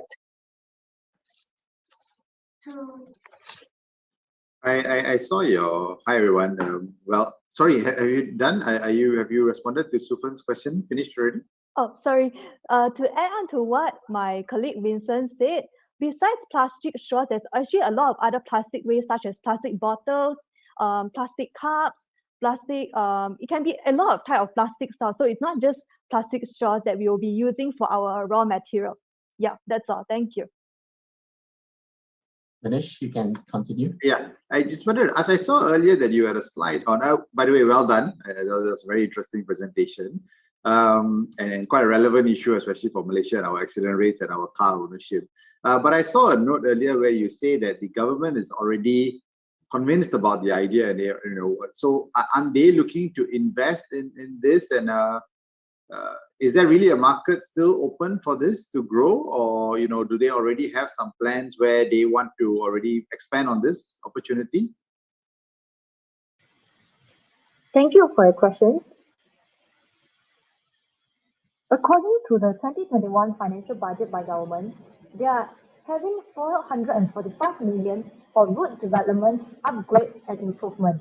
Therefore, we have the confidence to convince them to implement this product in the accident-prone roads.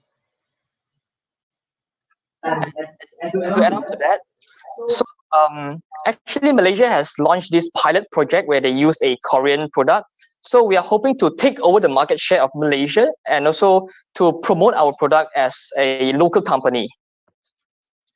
Yeah, I mean, okay, so a related point to that was, wouldn't it make more sense then for the road builders themselves to do their R&D? They would have probably already have the financials to do their own R&D and develop this accordingly, rather than get it from a third-party company like you.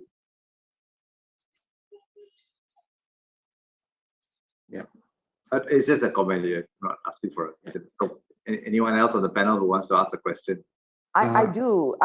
Well, so sorry, Peter, you go first. Yeah. Oh, it's okay. You can go first. No, I've already asked my share. I just have a curiosity kind of question. I think I have a comment on this trade show, because you need to know your target market. If your target market is actually the government, right, you have to know how to approach the government of certain countries. So if you have a trade show, who will be the audience for your trade shows exhibition?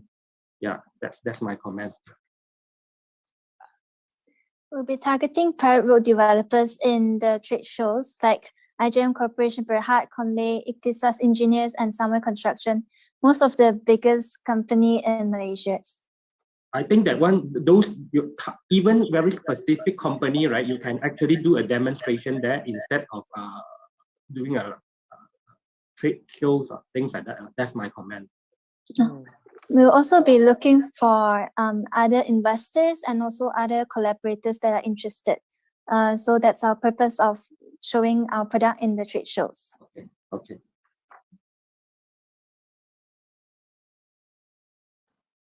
I'd like to ask a question about your production. Are you planning to produce this by yourselves?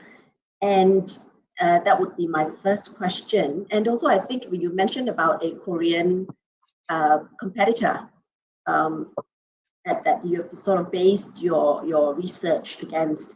And how is your pricing like compared to this Korean competitor? Because I think you mentioned low price, but in terms of also the durability of the product, because I do notice that you are using recycled materials.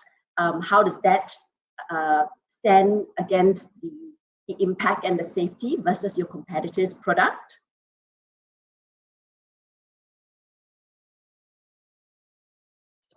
Thank you for your question.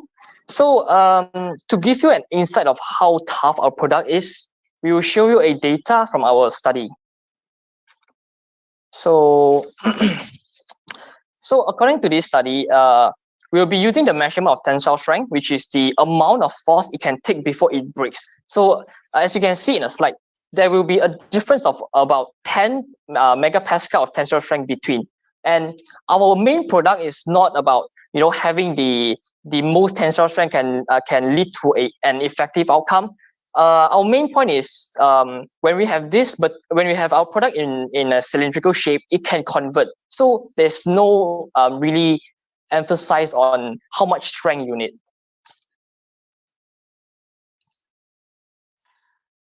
Okay. Matt, do you have a question for Bonnie? The rest? Sorry.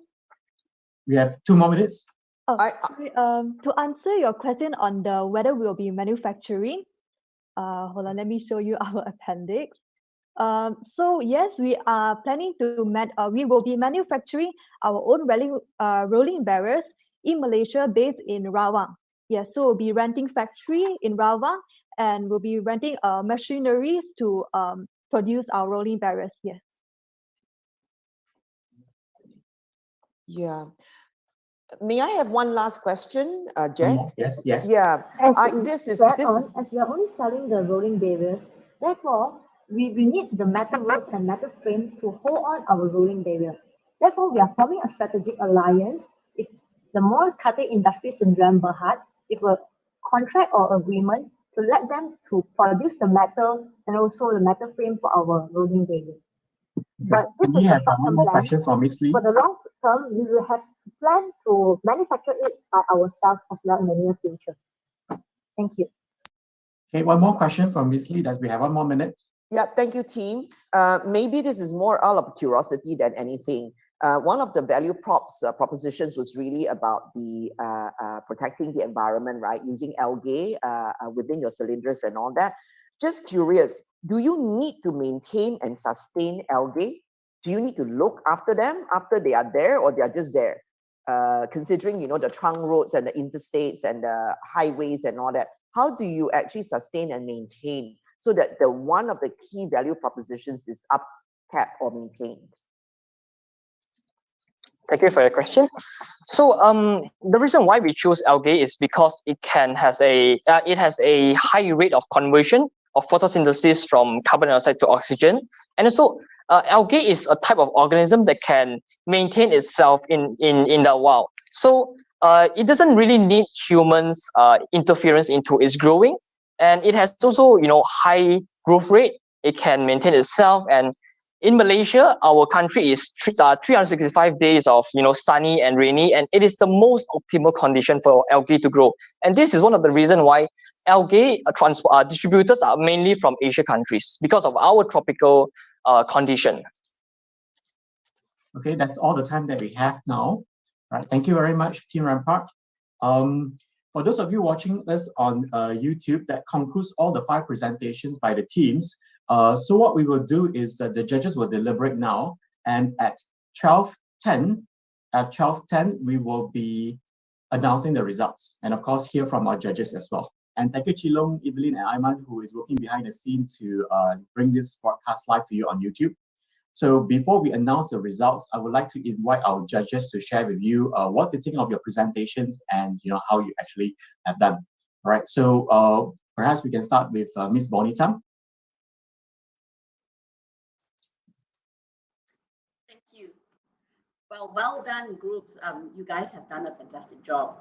I think it's very impressive given the time that you have and the ideas. I really like the way how most of your ideas have really incorporated the sustainability agenda.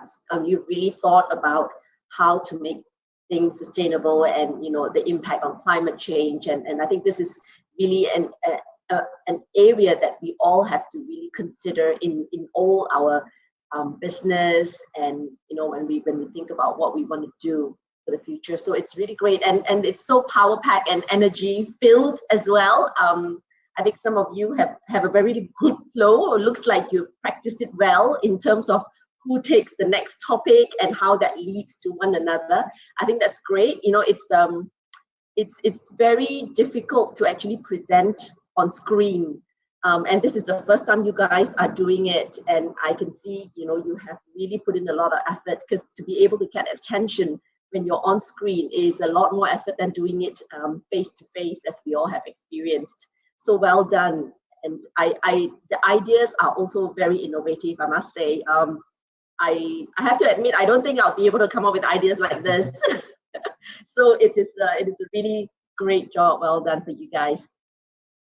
Okay, next we will hear from Mr. Peter.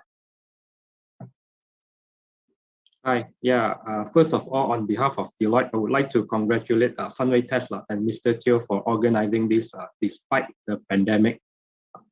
Yeah, and good efforts from all the students. You are all adapting to this new technology, Zoom. And from the way I look at it, the students today, particularly for this round, is very much more confident than the previous round. Perhaps you have been well trained, you adapting and using the technology. So I enjoyed myself very well. And I can't compare myself to you guys when I was at the same age. So basically, well done. Keep up the good work, and you will have a bright future ahead of you. Thanks. Next, we will have Miss Lee Sufen. Thank you, Jack, and thank you, Mr. Teo. I'm not sure that he's on the call. If not, thank you to Sunway for the invitation, as well as echoing what Peter has just mentioned. Kudos to Sunway and everybody on the competition here who have done a great job in adapting to the new normal. Everybody's online presence is fantastic. Presentation skills are highly energetic, very cohesive as a team, and you all have excellent branding. In terms of a product-based branding, right? I think you're spot on. What I do want to say though, the good part also includes the thoughts around accelerating environmental sustainability, which is really a big agenda for EY definitely, and for many of the organizations and governments around the world. I think that's a really good starting point. The other thing is, most of your teams, I would say, you have a very clearly defined problem statement. For any solutions or complex issues, right? If you can't really upfront define your problem statement, then the rest of your solutioning will be a lot tougher. So I'm actually very heartened to see that the problem statements are clear right from the start. I would just say that if there is an area to develop, and which is really not a weakness, it's also because of constraint. On the financial side and on the feasibility side, I'm sure if you have a lot more time, you would have a little bit more thought out kind of data and to share. Most, I think, of your presentations, if not all, lean towards being very ambitious and very aggressive. If I look at those business models, nobody should be losing money in the business world. They are, I think you just need a bit more time. You're on the right path. Yeah. Thank you so much to all of you. Yeah. Miss Monzi. Thank you, Jack, and thanks, Sunway, for inviting me again to be a judge. This is my 5th time doing this, and I always say I enjoy thoroughly, all the presentations and the ideas, the cohesiveness that you have as a team, your ability to think on your feet, from questions from the judges. It's just amazing. And I applaud you for that high level of confidence that you displayed when you presented to us. And whatever happens out of today, you went through a very tough process out of 28 teams, I think, and it's been quite a long journey. Whatever happens out from today, just remember that in a few years' time, when you look back, you will think to yourself, wow, I'm glad I actually went through it. It will add value to you, to your resume as well. And just that experience, that growth that you've experienced, I think it's worth it, right? It's worth all the sweat and tears. So well done. Remember, all of you are winners. Thank you very much. Thank you. Mr. Vinesh? The most difficult part about going last, isn't it? Everybody's already covered most of it. But first of all, thank you very much, Sunway, for inviting myself and present PwC. I think I really had a lot of fun. We were just talking before the whole session started, and Monzi was saying, she's been here 5 times. For me, it's the first time. And everything that Monzi mentioned earlier is true. Everybody was so energetic. Everybody was so enthusiastic. But I think more importantly, I was very, very encouraged by the effort and the thought that was put into all your efforts. A lot of, I think practically all the presentations also touched on the ESG agenda, which is very close to our heart at PwC as well. So I feel that, okay, we are assured of our future if our young people today are thinking about products and services that will enhance the agenda in that space. So having said that, I think I echo most of what everybody else has already mentioned earlier. I think this is a very good starting point in terms of exploring what are some of the exciting opportunities that are out there. And as you go along, what you would want to do is to inject a little bit of realism into the projections, a little bit of realism into the what the product can and will achieve in the real world out there. But as a starting point, I think it was fantastic. I think what came through for me very much was the amount of effort all the teams had put in preparing for this. And you know, it's just not just about the coordination of the presentation, but also the content the thought and content that went into the decks that you have put together. That was really impressive for me as well. So thank you very much for your effort, and I wish you all the very best. Over to you, Jack. Thank you. Last but not least, from Sunway, Mr. Matt. Yeah, hi, well done everyone again. You know, I sit maybe on more than a few hundred pitches every year that I hear from startup entrepreneurs. And I must say this session, or actually every year's session with NBC, is always very refreshing. This year, particularly so, because I didn't hear any app ideas, but you really looked into like a much more different kind of problems that we normally hear. So I really applaud you for that. And if I must maybe give a little bit of advice, because I think you're going to give many more presentations in the years to come.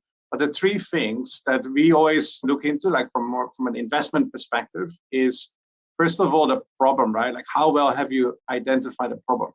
And oftentimes entrepreneurs make the mistake that they go too high, right? They fly at 30,000 feet and they don't really go to the ground to really understand the granularity of certain problems. And I think you guys did really well on that.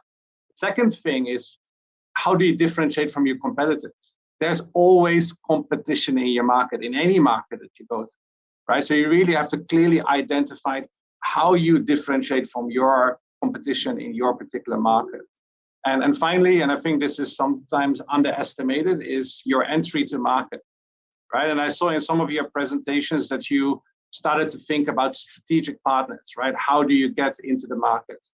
It's easier said to say, hey, I set up a production facility and I start producing products and there you go, right? I start selling it. But it's really very challenging. And I think if you find the right partners to do so, you will have an advantage and you bring your products to market much faster, right? Speed is very important.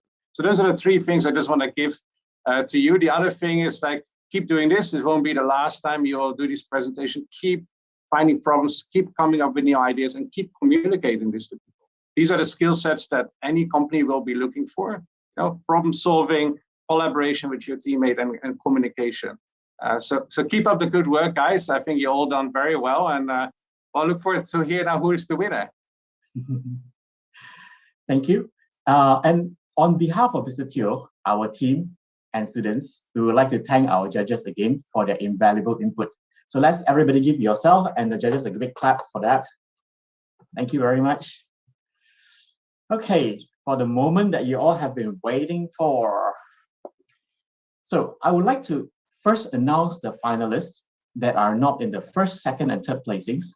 They're putting a lot of effort. Let's applaud them.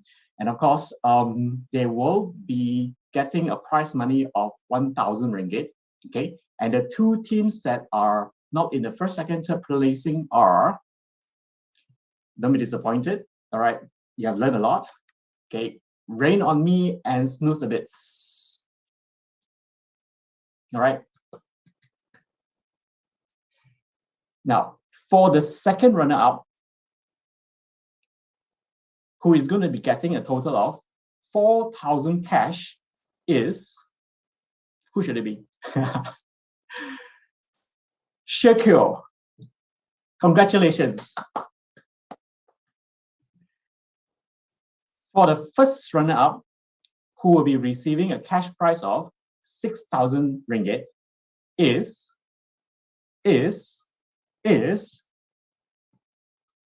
Luminism. And that means the champion for the NBC April 2021 competition receiving a cash prize of 8,000 is Project Rampart. Congratulations. And that concludes our 8th NBC competition. And thank you, judges, and thank you, everyone. And we will see you next year again. Goodbye. Congratulations. Congratulations. Congratulations. Well done. Well done, everyone. Congrats. Yeah. Well done. Congrats.